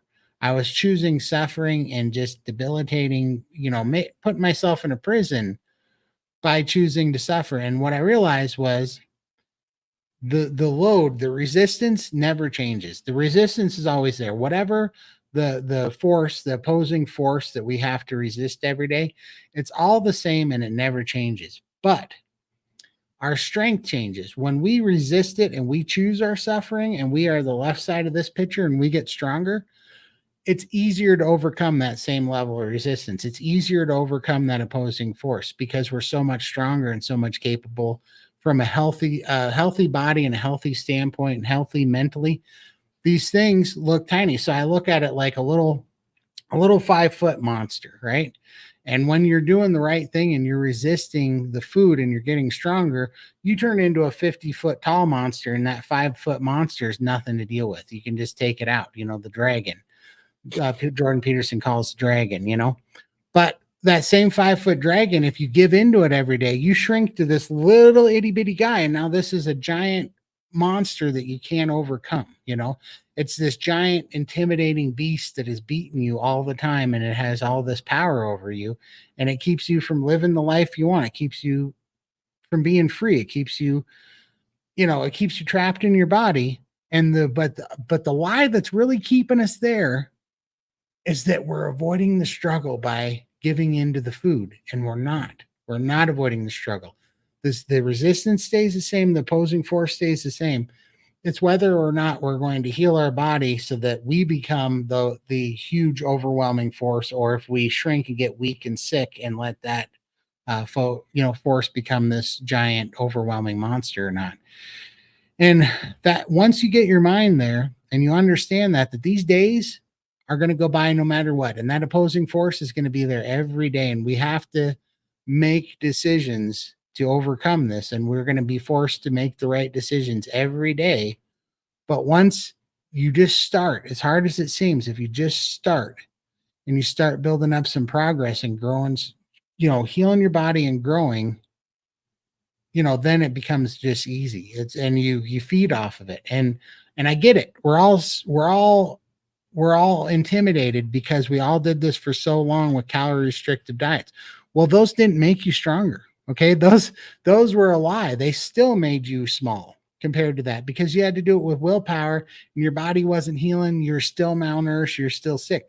The difference is when you do it with carnivore, pays you back and it really does heal, and you become this giant healed huge force that can stand against this constant pressure that's put on us.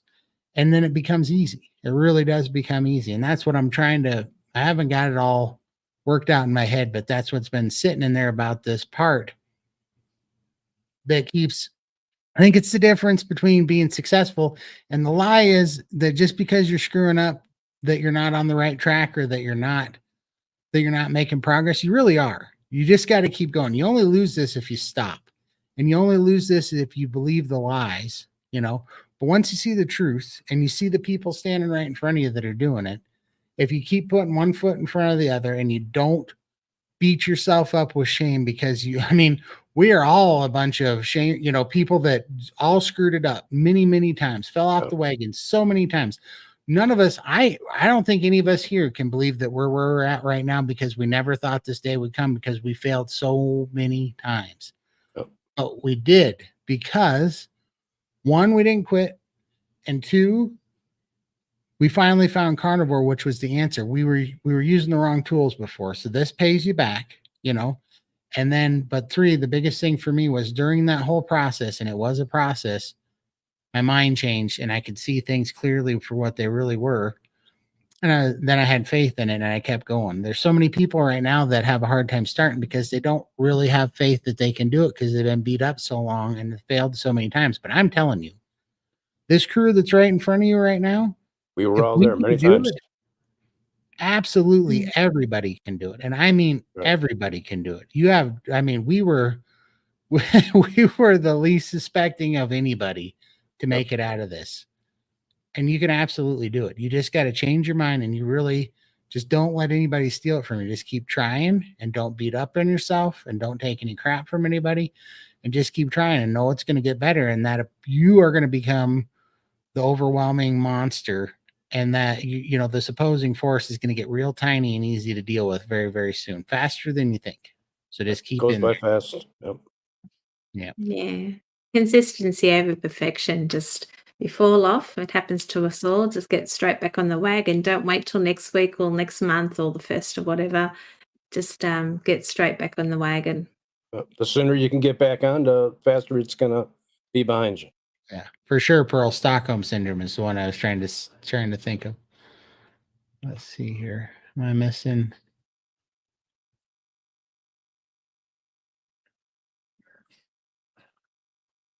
I'm not sure what that's for you. Yeah, I responded to her in chat about that. Yeah. Oh, here that's we only go. People in chat see it. My weight loss is so slow, it seems also, but I can tell things are happening. My clothes are looser also. I feel amazing. I need to just stay off the scale. Don't play the games with the scale. Divorce the scale. Weigh yourself once a month. It certainly could be a pop rock. It surely could be. Or some of that glitter. Man, that stuff's finding all sorts get under your skin, yeah. Mm-hmm. Todd, I make my own avocado mayo and it's the best tasting to replace my favorite best foods mayo. Also, my daughter puts a little bit of horseradish in her deviled eggs and loves it. Oh, absolutely. Horseradish, that would be good, I bet, in deviled eggs. I didn't think about it that way, but I bet that would be a good. That's good. Because I love a little bit of spice and vinegar in my deviled eggs. I love that. Eat a nice steak. Yes. Absolutely. Best advice. I agree, Todd, because I'm 73. I need more protein. I do better when I'm eating 3 meals a day until satiated. Absolutely. Yeah.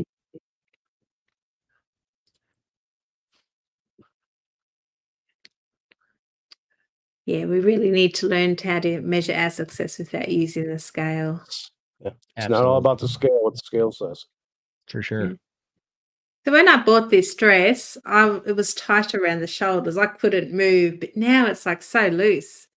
And even every time I put it on, I just feel it's really loose at the top. So yeah, Yeah.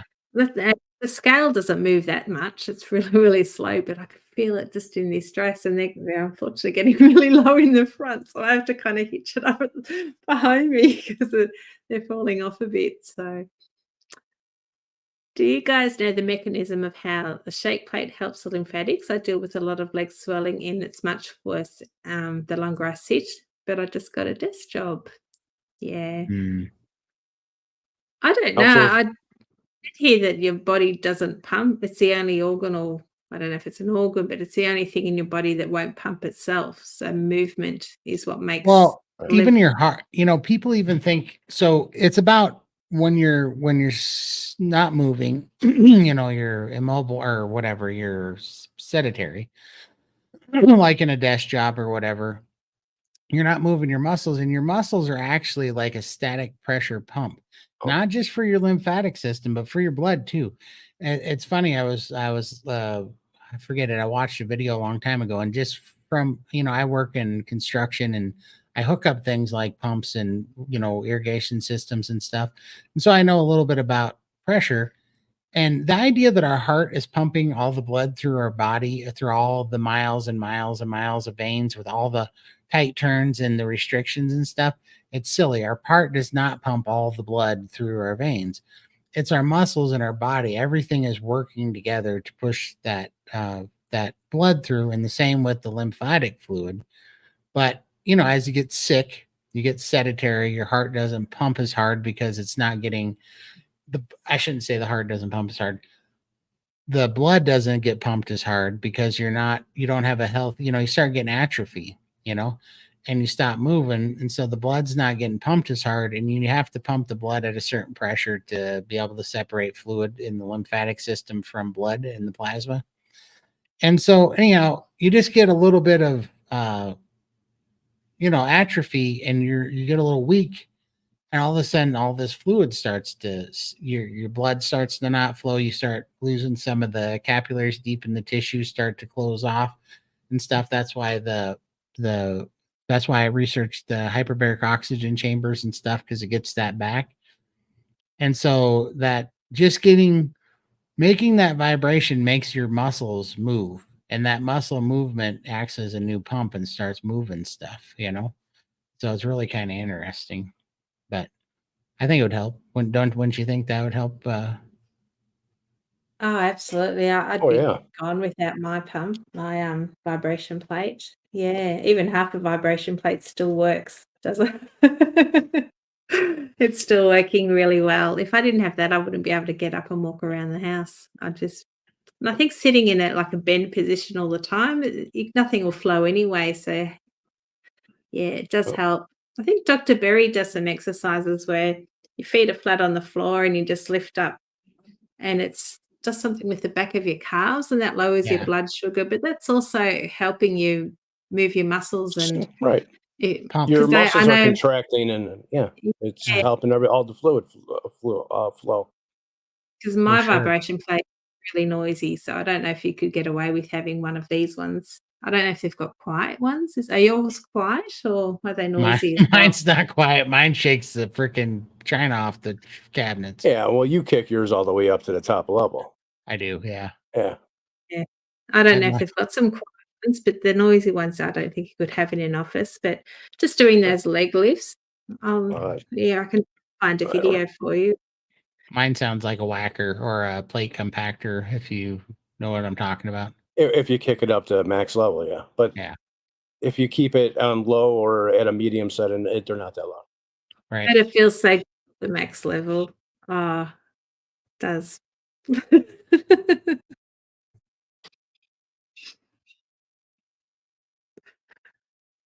Let's see here. Oh, Mike's Meeting Superstars. That's awesome. I am a Duck Dynasty fan. That's awesome.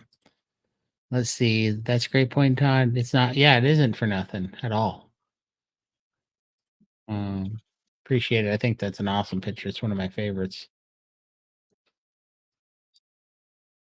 Yes. Suffer both ways. The question is, which way do you want to suffer? Yeah, I was simplified as you got to choose your suffering, because if you don't, the suffering's going to choose you, and that's way worse, right? It's the suffering that chooses you is debilitating, and you lose all your options, and it's way hard to crawl back from, but you can do it. And you have to try not to focus on the things that you're not eating anymore. It's like, that's not the focus. The focus is on being optimal and being healthy. And that feeling is so addictive once you get there. For sure. Appreciate it, Keith. Let's see. Yes, Todd, once you get going on carnivore, it does become easy. I have had no trouble eating this way now. My son started in with me today to see how his ADHD goes, does with changing his diet. Great. Excellent. Awesome. That's awesome. Yeah. Like, Nice when the kids jump on board, isn't it? for I go to sure. my daughter's weekend, it's like, oh, what would you like? Because we've got steak, we've got pork, we've got shrimp. I'm like, oh, whatever. It's nice that we're talking the same language now. That's awesome. Yeah, it's and it's like continuity, It's good to have people Yeah. in your immediate circle. I mean, this is awesome, but even at home when people are eating like you're eating and right next to you in the decision, it makes a difference, Yeah. Yep, I'm going to download the whole thing. I'm super excited. Day one has gone great so far. 2 meals down. Absolutely. That's awesome. If you went from keto to carnivore and felt you found the secret to breaking stalls, then try Line and get top results. Yeah, and I'm Yeah. doing Lion right now too, and it's great. I'm missing the DHEA from the eggs right now.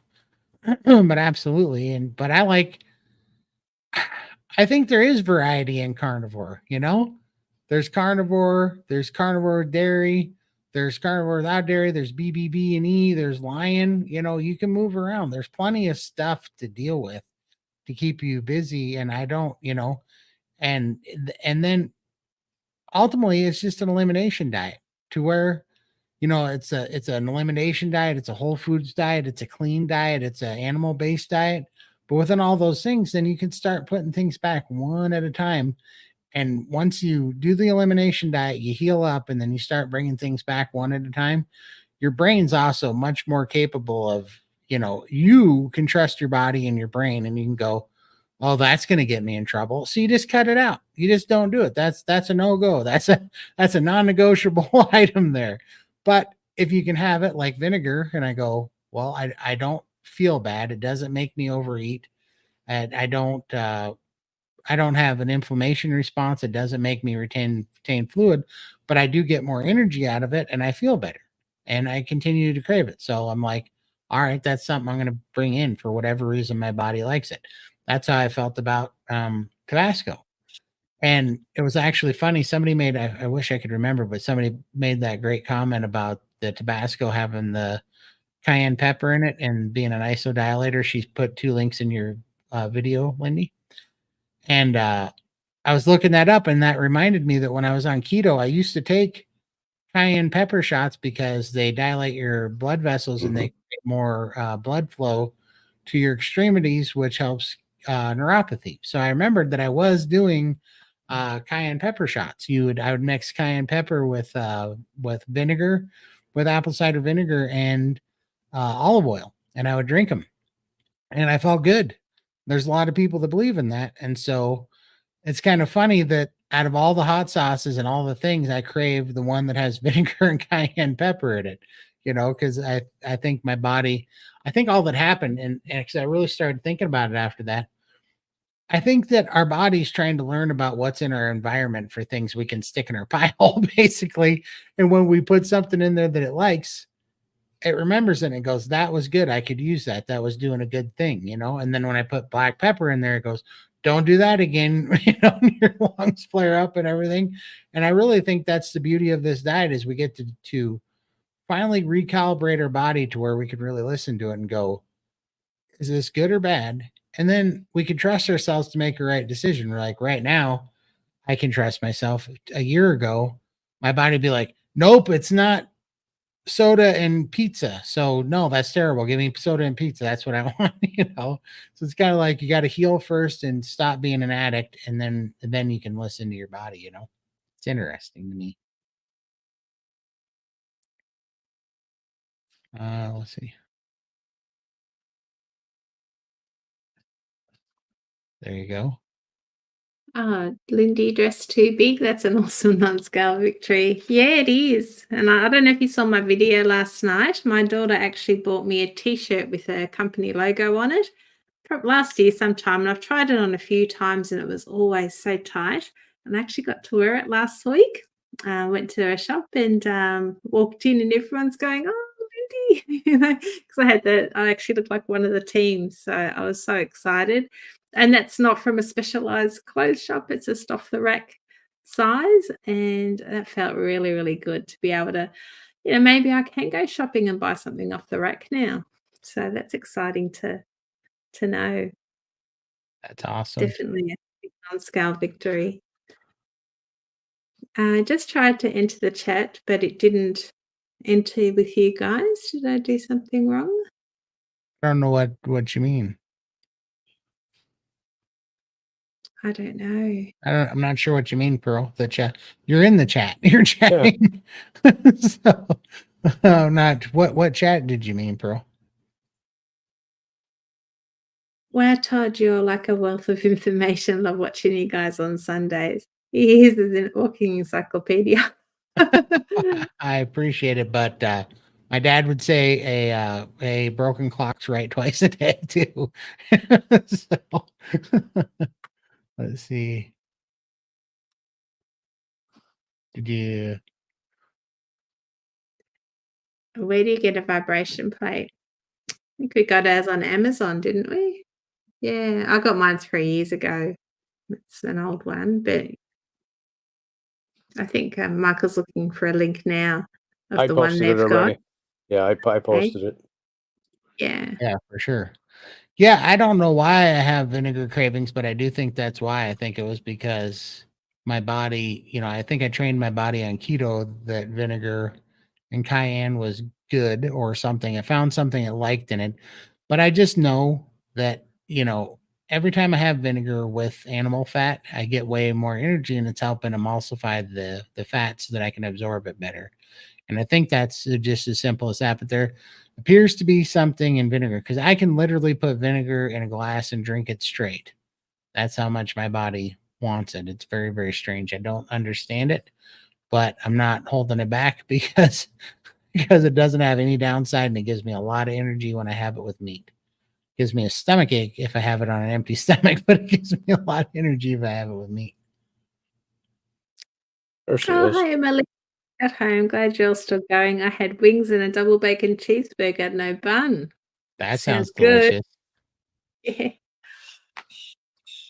Absolutely. So much variety, right? There's nothing restrictive about it, you know? And then they'll be like, oh, it's so restrictive. How can you do it? I'm like, what am I missing? Well, how can you not have cereal and Pop Tarts? It's like, really? Yeah. How can I not have cardboard, sugar covered cardboard with, Exactly what it chemical is. Yeah. sprinkles? Yeah, all It's like, processed junk. Yeah. And then, like I was saying before, like I've got a bit of a meat aversion to porterhouse steak, but if you try a different cut, it's a different flavor or a different texture. So you've got a whole cow there. You can get so many different varieties of meals from the one animal, and just changing up that texture and that taste, it beats the aversion. I may not be able to have porterhouse now, but I've got many other parts of the animal to try. So for sure. yeah. My Sunday afternoon ritual is carnivore meal prep for the week while watching 700 Plus and canning down. Yay! That's a winning combination right there, Kimberly. For joining us. We appreciate everyone's support. Absolutely. Do you all stand on your vibration plate, or do you use it as a seated position? I stand on it now. I do squats on it. It's my favorite thing. I do two things. Well, I actually do three things. So I do squats on it. I try to get, squats in sets of 30, and I try to get as many as I can, but after 6 minutes I start getting thigh cramps. I probably should turn it down, but I started on Mach 12, and so I just leave it there. But then I also I do a plank on it, kind of, because I put my arms on it like this, and I let it shake my upper body because I feel like it loosens up the lymph nodes in my arms, my sides, my armpits there. And then I like to put it on my bed at night. I haven't had to do this in a while, but if I'm having fluid problems, then I put it on my bed, and I have an adjustable bed, and I raise the feet up, and I put my calves on it, and then it shakes my calves, and I do like little circles with my toes, and it just helps really work the muscle. And well, it's elevated over my heart, and gets a bunch of fluid off me quick, gets me feeling really good. And then I've actually never really sat in front of it and put my feet on it, only because it won't fit under my desk. So I don't sit in front of it. I've always just stood on it. But Yeah, I have mine under my desk, and I mainly use it in a sitting position because I broke it. But I do have a standing desk, and I did used to stand on it while I was working, but I can't do that anymore. But I've got the jumper now, the rebounder, so that gets a little bit more movement in, and I can stand and bounce. But this one, it still works. Yeah, I just can't stand on it anymore. But oh, hey, Michael? there's ground beef guy. Is gonna shout him out too while he popped in here. Sorry. And definitely go check. I haven't seen him in here before, so he's the first guy that helped me on my very first YouTube video get it off of the parental controls because nobody could see it. So I got a shout out, ground Oh, beef guy. Yep. I think So I've seen definitely check out his channel. How do you use you your stand up. shake, Michael? Well, when I first started, I would use it in my recliner, sitting, and now I stand on it all the time. And I'll Oh, use like dumbbells now when I'm working out with it. that's awesome.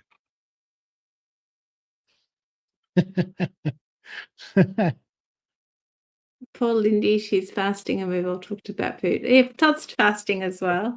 I These are fasted ones. for 21 days. You guys all talked about meat and showing me Not only pictures. that, I didn't see nobody complaining he then. Michael fasted for 21 days. I would text him and say, "Hey, Michael, you still fasting?" And he'd say yes. And then I'd send him a barrage of new pictures of food. Wouldn't even respond yet. He would ask me, are you still fasting?" And before I even respond, he'd be sending me like 6 pictures. And I got the proof all on my phone too.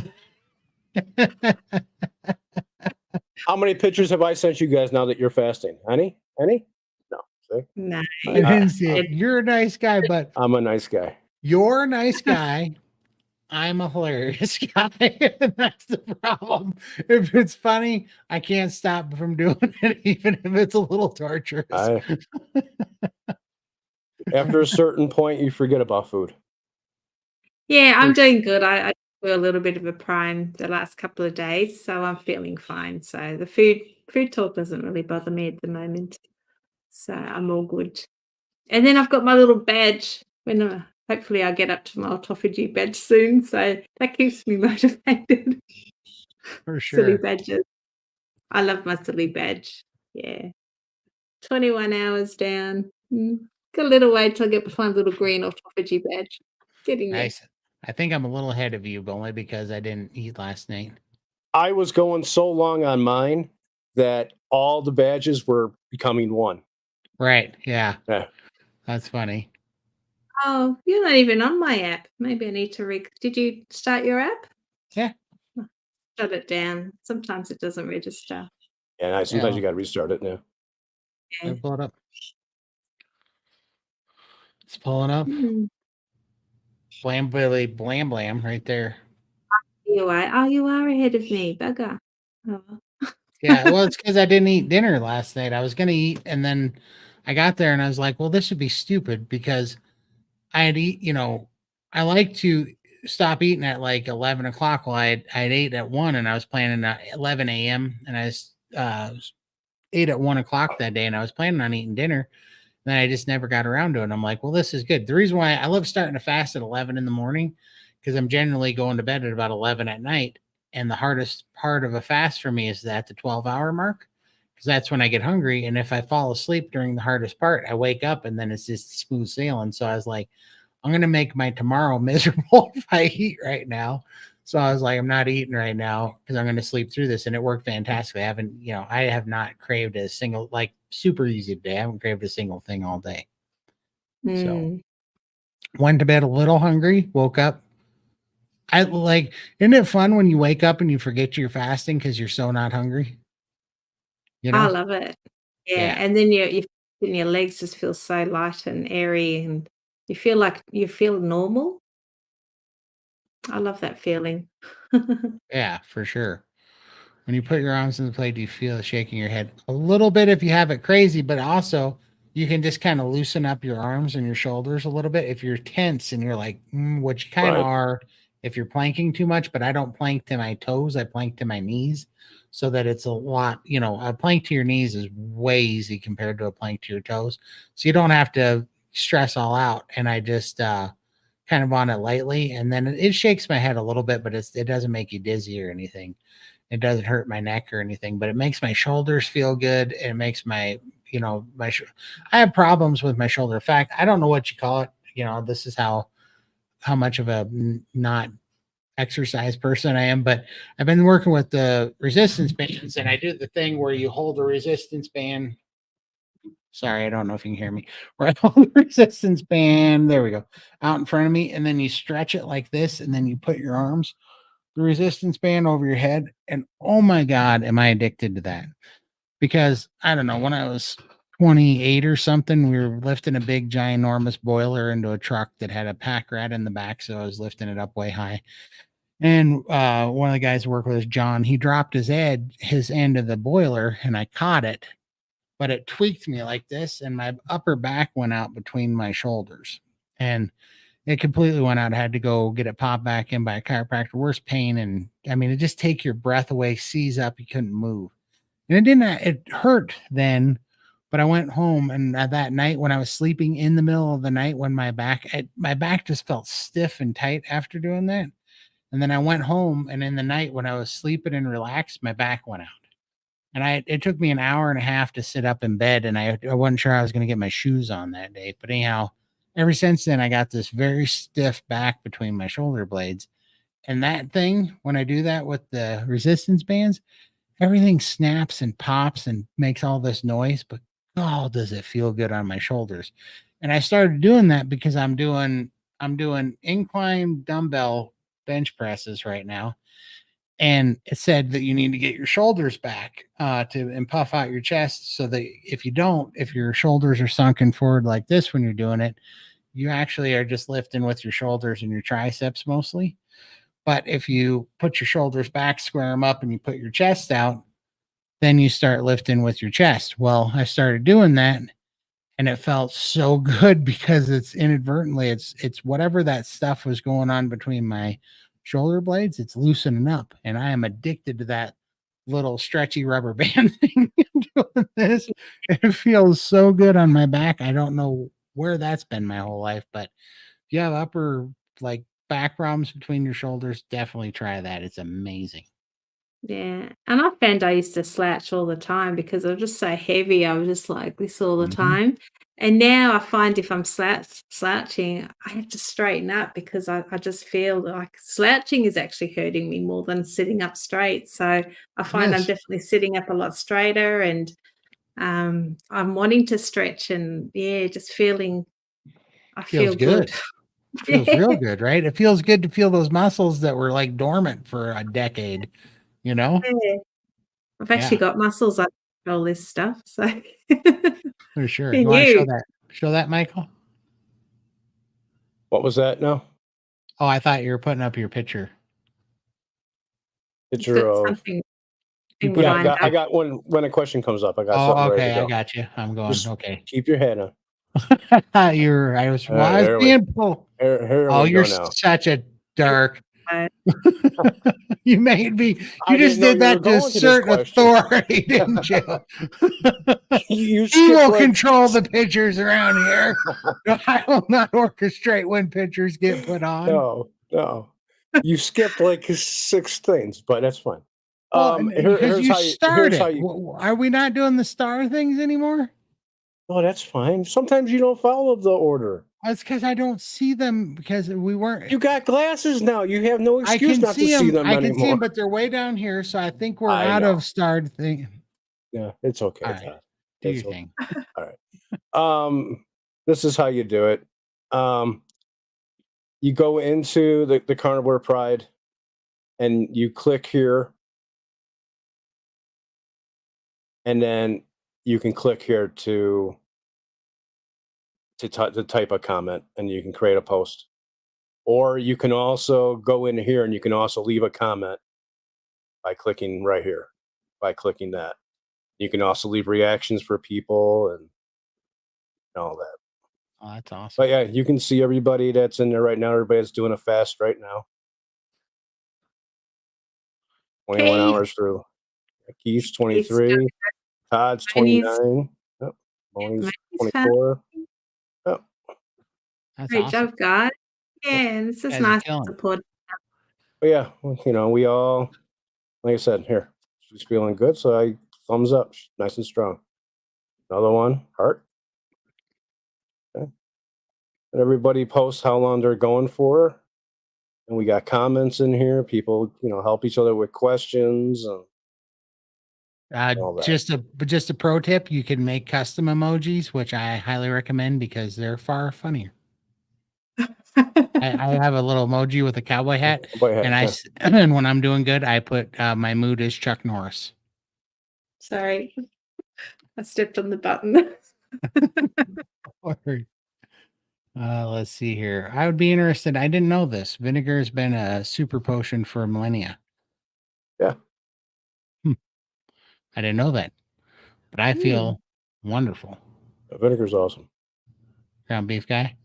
See, now you skipped all these questions. See, I did not. What questions did I skip? Yeah, before, because if you star them, I prioritize them because they put a Q in front of it. So I hop to them and then I go back, and only if we get behind do I not take the. This is inside trading here.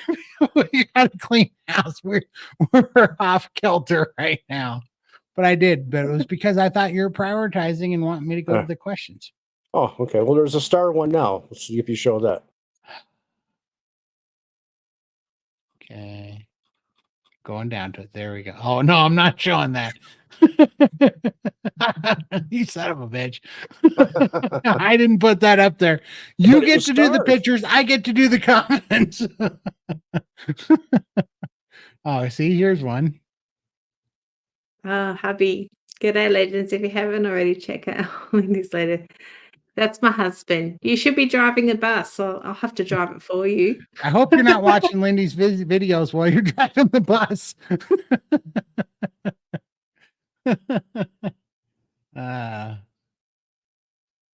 Thank you, honey. Exactly. Is that not the greatest emoji mood ever? Because it says, "What's your mood?" And a guy in a cowboy hat that says, "My mood's Chuck Norris" is the funniest emoji for sure. It's got to be the funniest emoji.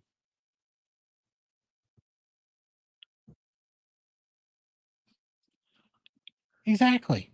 That's hilarious. I love that emoji. See, now we're caught up. Except for this one derogatory comment down here. If we missed anybody, we're sorry. And also Michael takes all the blame. Yeah, no hands. Not doing anything. Oh, good Lord. So what are we doing? What do you guys have planned for next week? What's going on? What are we doing? I'm going to be on, I forgot I should mention this, but we're doing an awesome live stream on Homestead How, Carrie Mann's channel on Tuesday. I don't know what time, but go check his channel out and it'll be on the up and coming, but it's a pretty big one. It's a little bit of a fundraiser, but Dr. Georgia Eade is going to be on there and she's dropping her new book. It's her grand release of her book. So come check that out with us. I'd appreciate it. It's going to be really huge, and it's something I'm really pretty excited about because I really do think that there's a mental connection between diet and these mental health issues like ADD and depression and anxiety and all these things, and that's what she's there to talk about. So, and that's what her book's about. So it's going to be awesome. What are you guys doing? What do we? You got any plans for next week? I have an interview with someone called Ben Weirman, I think. He's a podcaster. He's only a small channel, but he's just done an interview with somebody who was carnivore and does I guess a lot of science, reads all the science journals and stuff. I think she was a journalist actually. And he wants to follow up with my story promoting carnivore. So I said, yes, I'll do that. Wednesday, I'm off to my daughter's house and doing the flower market run with her. So that'll be exciting. And I do have a doctor's appointment on Wednesday to see a skin specialist or skin surgeon to discuss what my options are in regards to skin removal surgery. So that'll be interesting. We'll see what happens there. Can't wait to hear what. Cool. Yeah. So I've been on the waiting list for a couple of years. When I started my journey, I knew we had a long waiting list. So I put my name down in the hope I'd be pretty close to my goal weight. So yeah, we'll see what happens there. That's I'm awesome. not, yeah, keeping my fingers crossed, but whatever happens, happens. I appreciate it, Arlene. Yeah, ground beef guy is awesome.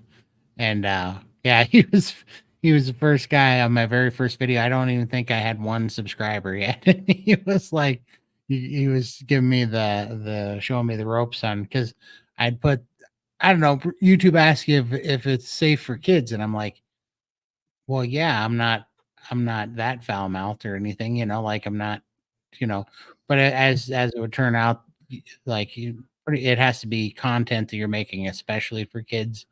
Right. So anyhow, my first video was going nowhere until he was like, "You need to fix that." That was pretty funny. I was told once we all carry our burdens to different body places, i.e., my spine, get off my back, stay away, shoulders. I can carry all the load. I'm young and strong. Lay it on me. Exactly. That's awesome.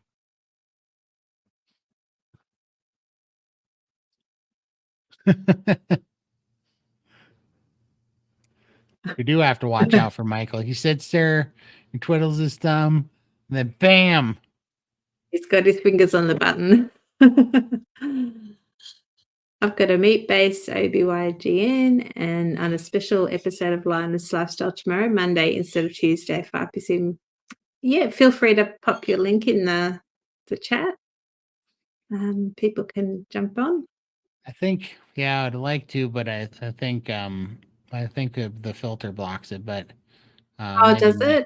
Yeah, but Wow. I think Michael could put it up. Yeah, let me find it.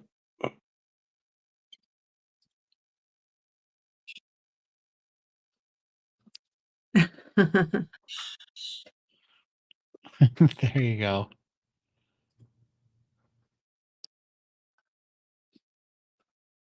Yes, absolutely.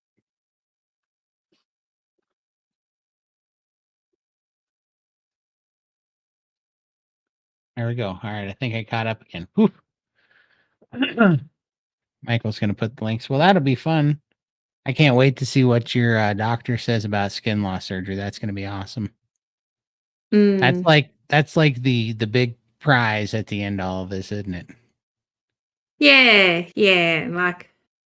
It'll be interesting to see what he has to say. I'm not holding my hopes up. Whatever happens, happens. But it'll be interesting to see what my options are, if I do have any options. Obviously, it's a big cost and financially, and but we'll see. Either way, it's good to know, isn't it? For sure, it is, and hopefully they'll cover it. And if they don't, I know a couple of YouTubers that are going to be running a GoFundMe for it. No. Yeah, We're not even going to ask. We're just doing it because I don't care who you are. You lose 500 pounds, you deserve skin surgery. No, I'm hoping I can get it medically covered because it's such an extreme weight loss. And obviously, I'm never going to be Barbie. If I can just get my stomach fixed, that would just make exercising and just driving everything so much easier. The rest of me, I can hide it with baggy clothes. I don't mind, but it's just getting that quality of life back. And yeah, the tummy does impede me a lot. So, but I'm hoping that'll be covered, and then we're cooking with gas then. For sure. Yeah, I'll sign up for that, but we'll see. For sure. Yeah. I don't think it'll be on my channel. It will be on his, but I will definitely. I think I have a playlist of all the interviews on my channel. So anyone that's done an interview with me, I stick it into the playlist. So if you go to my channel, click playlists, I think you should be able to see that. So I will definitely post it in there, and I might even put a link up on my Facebook, well, not Facebook, my Instagram with a link to his thing, Nice. his interview. Yeah. I don't know what I can help you with, but I'm happy to help.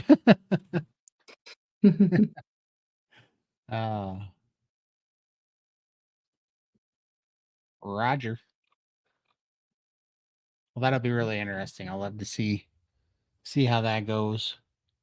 And then yeah, I don't know. Oh, we're gonna be having a call next month in SPG, aren't we? We are. We're getting our own show, so once a month. So if you So want to check that, that'll be interesting. you Got a want to few hear topics. more pontificating by the three amigos? Come on over. Yeah, that should be good. I love our community, so it'll be good to speak with them, and yeah, be lovely. That'd be fun. What else are we missing here?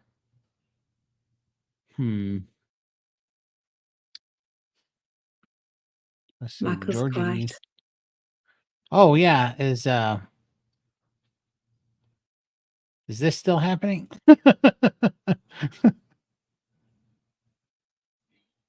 Oh, I don't know. Keith, he's got the link. I forgot to see. I haven't seen his kiwis pop up here yet. You may be shy. That's all right. I'd just like to say congratulations to Keith. He's on 10-month anniversary today. He is, and he's killing it. Oh, he's on his way. He's on his way. Oh, there we go. So he was going to share a little bit about his story. Keith is actually an SBG moderator with us now. So he's yeah. For sure, and he's doing amazing. He's got a huge weight loss story as well. Here we go. Hi, Keith. There he is. How's it going? How's it feel to be 10 months carnivore? It feels great, thanks, Todd. It's the best I've ever felt for a very long time. So yeah, That's awesome. I'm enjoying my life at the moment and enjoying my new friendships that I've made, and plus I'm enjoying all the loose clothes now.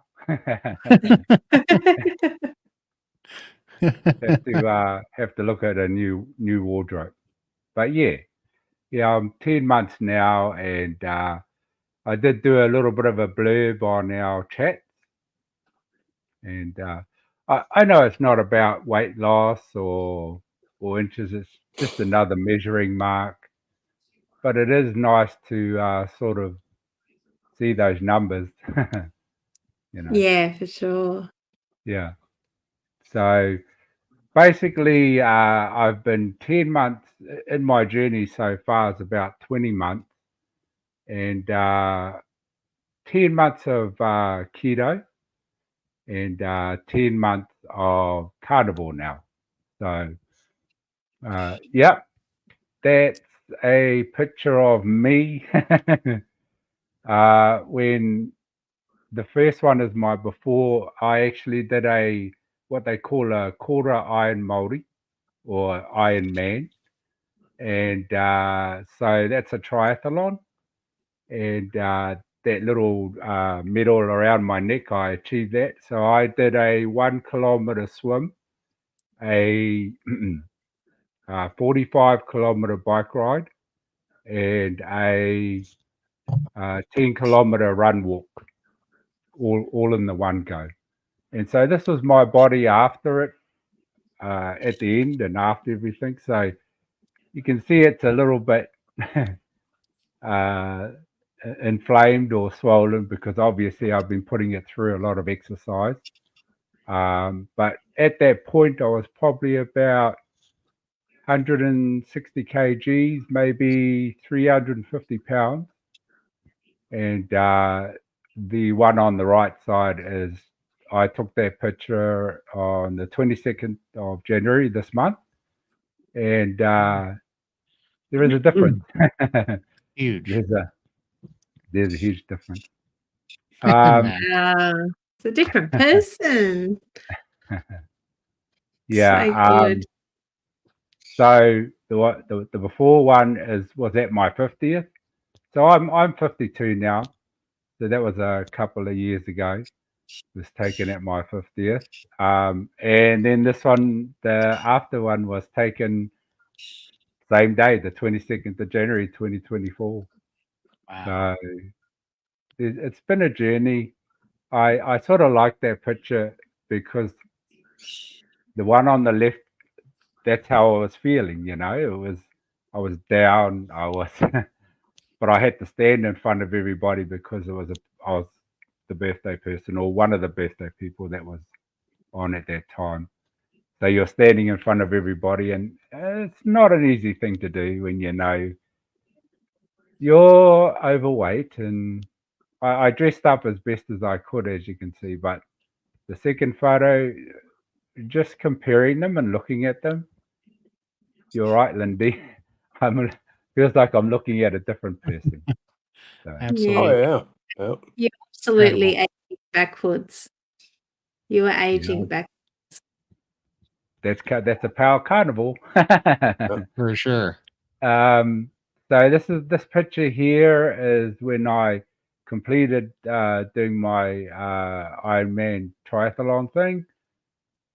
They took a picture of me holding. So I've got this framed at home, just to show my achievement. And yeah, the other photo I decided.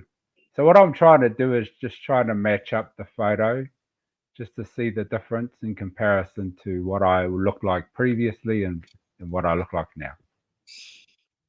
That's awesome. Yeah. Yeah, this one's quite revealing because you can see a lot of it in my stomach, in my face, and now I look at it and there's just a lot of information gone. There's a lot of weight gone. There's Yep. a lot of you do those smiles where you're sort of struggling to smile. Yeah. The fake Fake smiles that smile. we're all good at. Yep. Yeah. So it's I've had family members look at these photos too, and they're just shocked. They're absolutely shocked. But it's in a good way. It's a good shock, because I've changed for the better. Thanks to Carnivore and being a part of. Yeah, I was wondering if you were going to show that, Michael. You bet you we are. Yeah, good. Love it. The It's power me, of carnivore. I suppose that's how I feel inside now. I had to look at it. It does make me laugh. I feel happier inside myself. I feel stronger. And I was trying to portray that, and it was my niece that actually took these photos for me, and she just laughed. But it's actually probably my favorite photo thus far, apart from the previous photos, because the old photos they give you what you used to look like, you know, and how you were feeling, and some of them can be quite sad. But Fine. yeah, so I wanted to share that with you guys, and I appreciate, you know, like I said, you guys have been my friends in that, and helped me in the journey, along with the SBG gang. There are, you know, all of us have a story, and I just wanted to share that with you guys in our chat, and now I'm sharing it with everyone on on YouTube, and I've got a story too, and I one day I might be able to jump on with you guys and be a little bit more specific about my journey. But we've talked about it because I've always felt like I could talk to you guys, you know. So one day soon, I'd be pretty open. I mean, I've already shown you. There's some other photos that Michael have got, which I'm thankfully hasn't shown yet. Yeah. But Just I don't think, send any food pics when he's fasting. You'll be right. yeah, Fine. yeah. So it's something I'm doing now, and that's that carnival confidence that comes out in people. You know, I've been on it 10 months, and if you ask me whether keto or carnivore was the optimal one for me, it's most definitely carnivore. Now, I did keto, and it did help me, but when I started keto, there was a lot of inflammation I had to lose. So I lost a lot of weight pretty quickly, even on keto.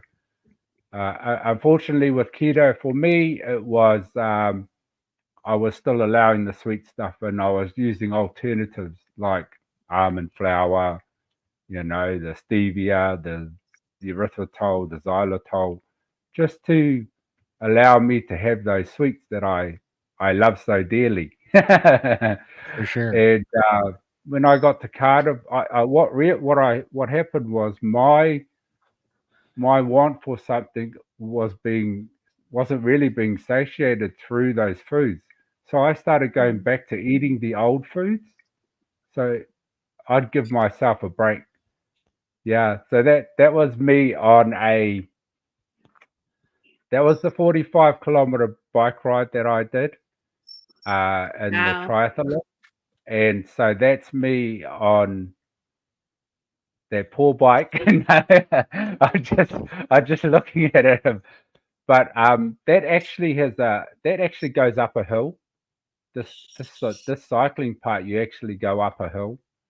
And but yeah, that's me. And you can see I've got my drink in there, which was a Powerade, which was full of sugar.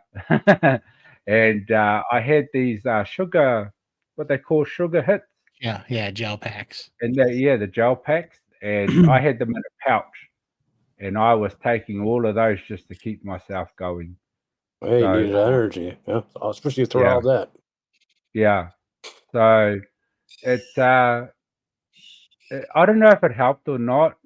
I just, you know, just because sugar is sugar, the energy might have been there in the flash, but it was gone just as fast. So yeah, but yeah, keto is it helped me, but it still kept my cravings alive. As soon as I hit carnivore, the cravings just magically disappeared. Yeah. And I haven't had anything sweet. Like it's been the whole 10 months. Even through Christmas, New Year's, the worst times of my cravings or my wants for something sweet, I went through that. I just went through it. So the journey itself has been huge. Everything previous to that has been huge for me. And now I'm with you guys. And you know, happy to be a part of you and being in our friendship that we have. We appreciate you celebrating your 10-month carniversary with us, man. Yeah. That's awesome. Fantastic. Yeah. Such Amazing a big country, results. Keith. Yep. And like we met you a few months ago and you were so very shy, you know. You met with Michael first and was like, oh, does he want to meet with you and and Todd? And you were very, very, reserved and shy. And now look at you. You're sharing your story. You're out there, SBG moderator. You're really getting in there with the community. I see you in the chats here. You're just as motivating in these chats than you are in SBG. We love you, Keith. You're a superstar. Amazing, man. Yeah, no, I thanks to SPG, I believe Carnivore is my way forward because I've been in such a stuck part of my life for a few years now, and I didn't know if I was even going to go forward. And then when I watched your video, Lindy, I was looking at it and expect a miracle, right? Yeah. That card that you spoke about. And, that's what's happened. That's what's happened for me. I didn't, this miracle has come along. I asked for it. I remember praying, to find a way. Because that's me. I believe in God. I believe in angels. I believe in our past loved ones being around us all the time. It's a part of my culture. It's held quite high. And, I prayed and I asked and I received. So there is help, there is hope out there for us, and I suppose now that I've met you guys and I see you guys all the time, just giving that out to everybody, any experience, any knowledge that you've had throughout your own experiences. And I'm sitting there going, wow, I learn something different every day. And now I'm an SBG, it's even bigger, it's huge. People sharing their experiences, so that's why I decided to become a moderator there. If it wasn't for the calendars that Coach Raymond and Coach Emily put together, if it wasn't for Bella creating the community, if it wasn't for the other coaches and moderators being there, and then the community themselves sharing their story, I don't know if I would have got through it as well as I'm doing now. I don't know, but it just feels so much. I feel so much stronger. My resolve is stronger now, and I believe Carnivore. I can move forward in Carnivore, and I've got a future in it. So, yeah, I'm just going to keep going. I'm going to do my best and see what happens. Absolutely. Yeah, great job. And I think community is important too. I struggled for 6 months before I actually committed to Carnival because I'm used to doing things by myself. I don't like to rely on anybody. I don't like to ask for help. I was really embarrassed. But after 6 months, it was like, if I don't do something now, I'm not going to be here much longer.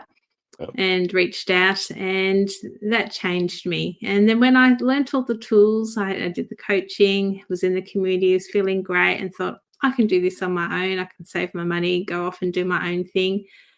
And I started wasn't watching as many YouTube videos, and then little things started creeping back in my head, and I could just feel myself slipping, and that frightened me. I'm like, I've got so far, I can't let go of this and spiral back to my old ways. So I was back in the community, and now I'm on track again. So I definitely find the community support is what's made this successful for me, and I need it. If it wasn't for the community and meeting you guys as well, that has just really cemented this for me. Without all you and the community, I don't think I could do this, because you get roped into the real world again. All the people saying nasty things and telling you you're going to die all the time, but then I come and hear all these beautiful stories in SBG and how everyone's in healing and improving things, and it just keeps reminding me, we're all in the same boat. We're all here for optimal health, and we're kicking goals. Yeah. And you just need to be reminded of that sometimes. So, yeah. I've got a special friend who she's been with me for around 4 years now. We've seen a lot of hard times, and and we've gone through a lot together. And but we've both been supportive of each other through our journeys, even when I was down at my lowest, you know. So we find these people that are willing to be a strength when we're not able to. So I found a whole community. I'm very lucky and thankful for that. So yeah, just I'm just going to be a strong carnivore from from now on. I enjoy what I'm doing. It has healed me, and carnivore is the way forward, as far as I'm concerned. Oh, Absolutely. I mean, I've been on a lot of diets, and I've seen my sister, my mom, my family. You know, we all struggle with it on a lot of diets, right? And I've seen, you know, all the Weight Watchers and the Jenny Craigs and the count your points and count your calories and all this nonsense. I've never I've never seen even the weight success that I see on a day-to-day basis, in weight loss here. But in addition to it, have you ever heard somebody on Jenny Craig or any of these weight loss things report their eyes healing, no. or their diabetes healing, or their depression going away, or their anxiety going away? It's all a white knuckle group to keep everybody hung onto the ledge for as long as they can, as long as they buy their points and get their Jenny Craig stamps and meals and bull crap. And they can hype themselves up into starving just a little bit longer, right? Yeah. This is absolutely the cure because you can see it. You can't hide the truth. Truth will always rise to the top. And the truth is, I've never seen any other diet perform healing miracles every day like this way of eating does, this lifestyle. And it keeps happening. And everybody can say all the most ignorant, stupid things about cholesterol and red meat and cancer and colon and blah, blah, blah, blah, blah, all this stuff. But we all see it in real time with our own eyes. And that's why it's so powerful for stories like yours, Keith, for you to just keep saying it over and over again because people need to see it because we're fighting a real battle. We are fighting a war against these drug companies and these food companies that would like this to go away. And if this goes away, people don't find freedom from the prisons that they're in, right? We all would be stuck. If we all hadn't have found it, right, we would all be stuck in, where we were. So that's why it's so awesome that you're on here sharing with everybody. I get it, and I didn't see it at first, but when I first got on here, I didn't want to come on here.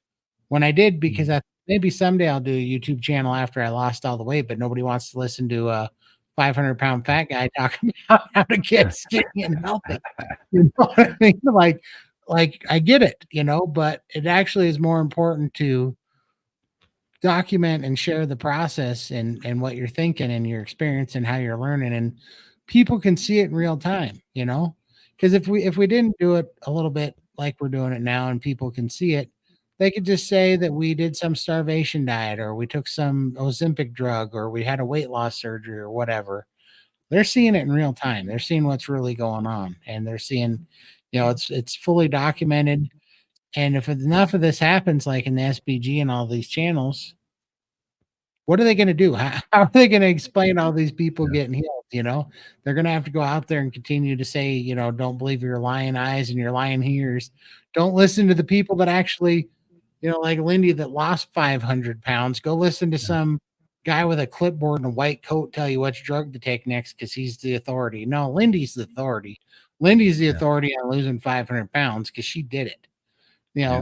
Drug companies, they're the authority of being, drug dealers and slime balls. That's all they're the authority on. It's like, this is why this is so important. And we get to do it with a smile on our face, because we have the keto zen or the carnivore zen, and we got our life back. We don't have to be miserable and full of anxiety and we're not in our prisons anymore. We all got a new shot at life, So yeah, it's I don't know. It's the most meaningful thing I've ever done in my life for sure. Yep, same here. I look forward to what comes next, to be honest. And honestly, I haven't been looking forward to anything for many years. So, Yep. yeah, I'm just going to keep Absolutely. going, doing the best I can. I think everybody does. But there's just something that lights up in your brain when you eat this way. It just everything lights up, everything connects. Yeah. Your brain cells start working just a little bit more, and then they become more clearer and more. The clarity that I've been getting has been really good. Yeah. Instead of the brain fog and the sadness and the unhappiness. And who would have thought that just by changing your diet would do all that? It's amazing. Absolutely. It's oh yeah, I mean it is amazing. It's hard. In fact, it's so simple and so effective that it's hard to believe, but it really does work. Yeah. You know? Yep. Thing I find sometimes is you're standing in front of someone and trying to be you're the example, right? These people have seen you at your worst, Right. and now they see you at your best, and it's like in their eye. They're giving you compliments and everything, which is great. But then when you go to tell them what you're doing, Right. it's not computing. It's not getting Right. through. Yeah. So But I don't know how to fix that. but it is. It is getting Yeah. through. That's what I think we got to stop worrying about. We think Plant- it's not plant the getting through seed. because they resist. But yeah, you plant the seed and it is getting through. It got through to us. When they get to the certain point, when Breaking point. when you get to the end of yourself and you're at your lowest point and you got nowhere else to turn, I turned to God and God turned me to carnivore, near as I can tell how that worked. Yeah. But at any rate, that seed, that beacon of light that you planted there, because your actual results of those people that, like you said, seen you before at your worst, and now they see you, and there's that carnivore glow, that happiness, that actual internal happiness. That's what they're going to think about when they are at their worst. They're not going to think about words or what a doctor said or a study. They're going to think about Keith's smiling face that he's found real happiness, and they're going to go, I want that. Maybe I need to talk to that guy. That's what the real draw is. People that saw you dead, I don't know. Yeah. Michael, can you put up that picture of me from the funeral? That one? Yeah. Keep going. I was just going to say this is an example of dead eyes, dead person, compared to now. I look at myself and I like looking, not to be a little bit narcissistic, but I look like it. I'm happy looking at this face because of what I see looking back at me, and not just that I lost weight, but that I'm not dead inside anymore. I'm not, just a dark, hollow shell like all the pictures that I remember taking, like the deadness in my eyes. And that's what people are going to see. They're going to remember, your dead eyes and, just, yeah, I don't know. I mean, that person's dead inside, that person's been dead. And I was a walking dead man forever, and that person that everybody knew now sees this smiling face, and they know something real has changed, something significance happened, and this is what they're going to look for examples, and that's what they're going to come for. And that's why when you do talk to them, Keith, and you tell them what you're doing, even if they resist you and say that's crazy, there's a point that you're gonna be in their head, you are gonna be in their head. We're all gonna leave that mark, I I think you like see it that. in my face too when you look at my very first photo that I put Yeah. up. Yeah, I'm not with it. Didn't want to be there. Absolutely. I've seen the photos that you've done at the beginning in your intros, and those are telling photos, Lindy. Right. So Yeah. I mean, I recognize that look, Lindy, because that's the same look and that's a dead, I don't want to be here, I hate this life, I am Yeah. miserable in my own skin. If I got hit by a bus tomorrow and wasn't here, I'd thank the bus. That's that look. Oh, I know. Yeah. It's gone. that's completely gone. Now it's fun. Yeah. Now, look, if anybody hasn't seen Lindy's last video, go check out the montage of her just whooping it up all over town. And the rest of my girls are like, Mum, put the camera away. Take a video and photos of me and my girls everywhere, and they're like, Mum. But Right. Yeah, same look. We all have that look. It's our breaking point that I think everybody has to hit that point. And that's Right. when you finally realize that it's time for a change or you're not going to be here anymore. Right. Well, and you just it's really like you're gonna change or you're not. You don't want to be here anymore. You just assume not be here anymore. You don't even care if you're here anymore. So something's got to give, or else it's inevitable. You're pulling you're pulling the lever. You're getting out of here. That's really what it was. Yeah. I love it. It's the similarities that we all have that connect us, and It is. And the thing is, we think we were a minority. We're not. We are the majority. I guarantee you, this is echoing out, and will continue to echo out to people that will, resonate with that exact look. They see it just like we all see that look in each other and go, "I know what that is." There's millions of people out there that know it too. Our picture broke Sandra's feed. But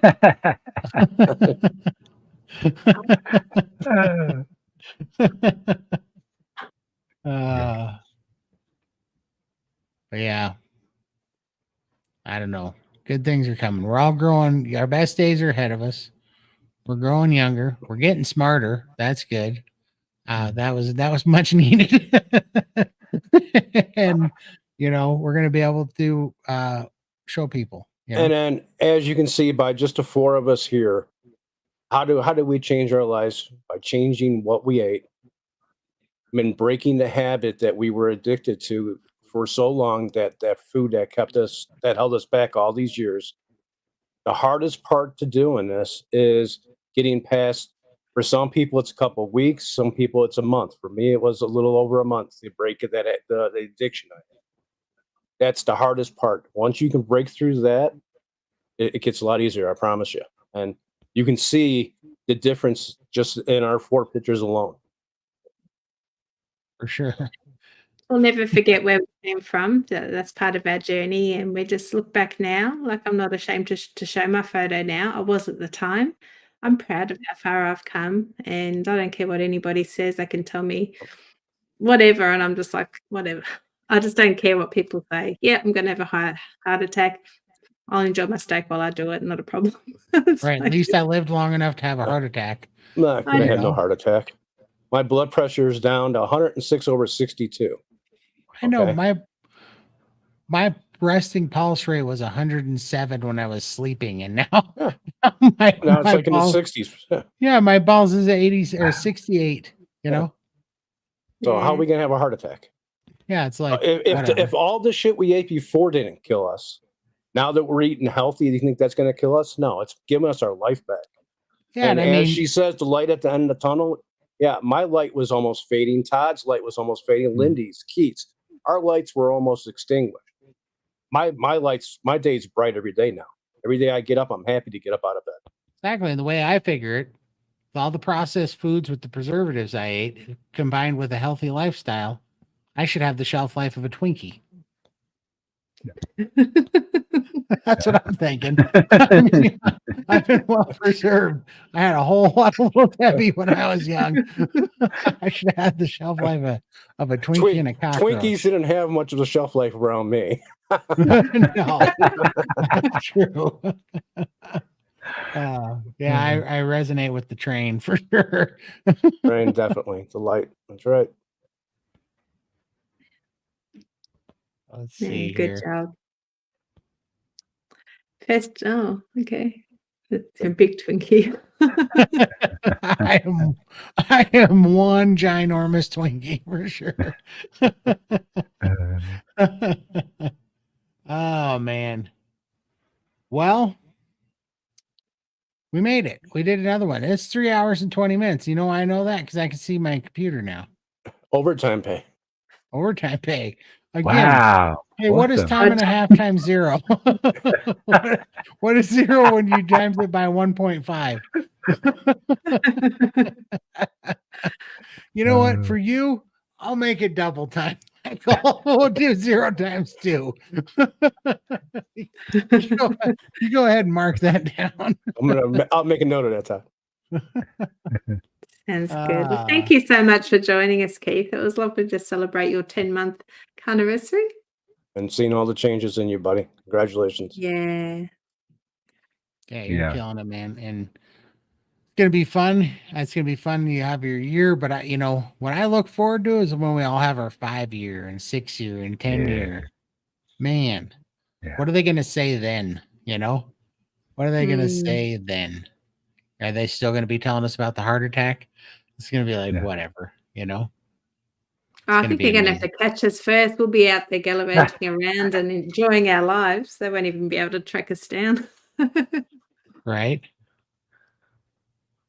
Thank you, Monica. Thanks for joining us. Yes, yes. Yeah, exactly, Sandra. Oh, I don't know if I would ever be polished up enough to do that. I do. Well, I'll save it for later. I have some stories I can't tell on YouTube, but yeah, for sure. I think they'll let you on stage. You got a cool hat, so why wouldn't they let you on stage? Yeah, I think you gotta sign up way ahead of time. I don't think they do this. I think it's so popular. I think you got to be way signed up. One day, if I didn't have a day job, I would definitely pursue that. I would have definitely, if I didn't go the route that I did for work, that would have been my backup plan for sure. I don't know. We may have some contacts to get you up there. We'll see. Oh boy. Never. I can bomb in front of my heroes. That would be spectacular. We're carnivores. We'll make it work. Whatever. I'm not scared. You know why? Because when you bomb, it's funny. So no matter what, even if you bomb, it's funny because it's funny to bomb that hard. So I'm in a win-win situation. I'll be sure to live stream it for you, Keith. Yes, please. Yeah. I appreciate it, Sandra. One day, I'd like to put it together, but man, I'm such a paranoid person, like an OCD guy. When I work on things like that, I want it a certain way, or my head will explode. But someday, for sure. But man, it was a blast. We appreciate you guys all hanging out with us again. You guys never disappoint. We keep blabbing and you guys keep showing up. I don't know why. But we appreciate y'all. We love y'all. And we will see you next time. So, guys, have a great week. Stay See ya. Guys. Stay healthy. Bye-bye.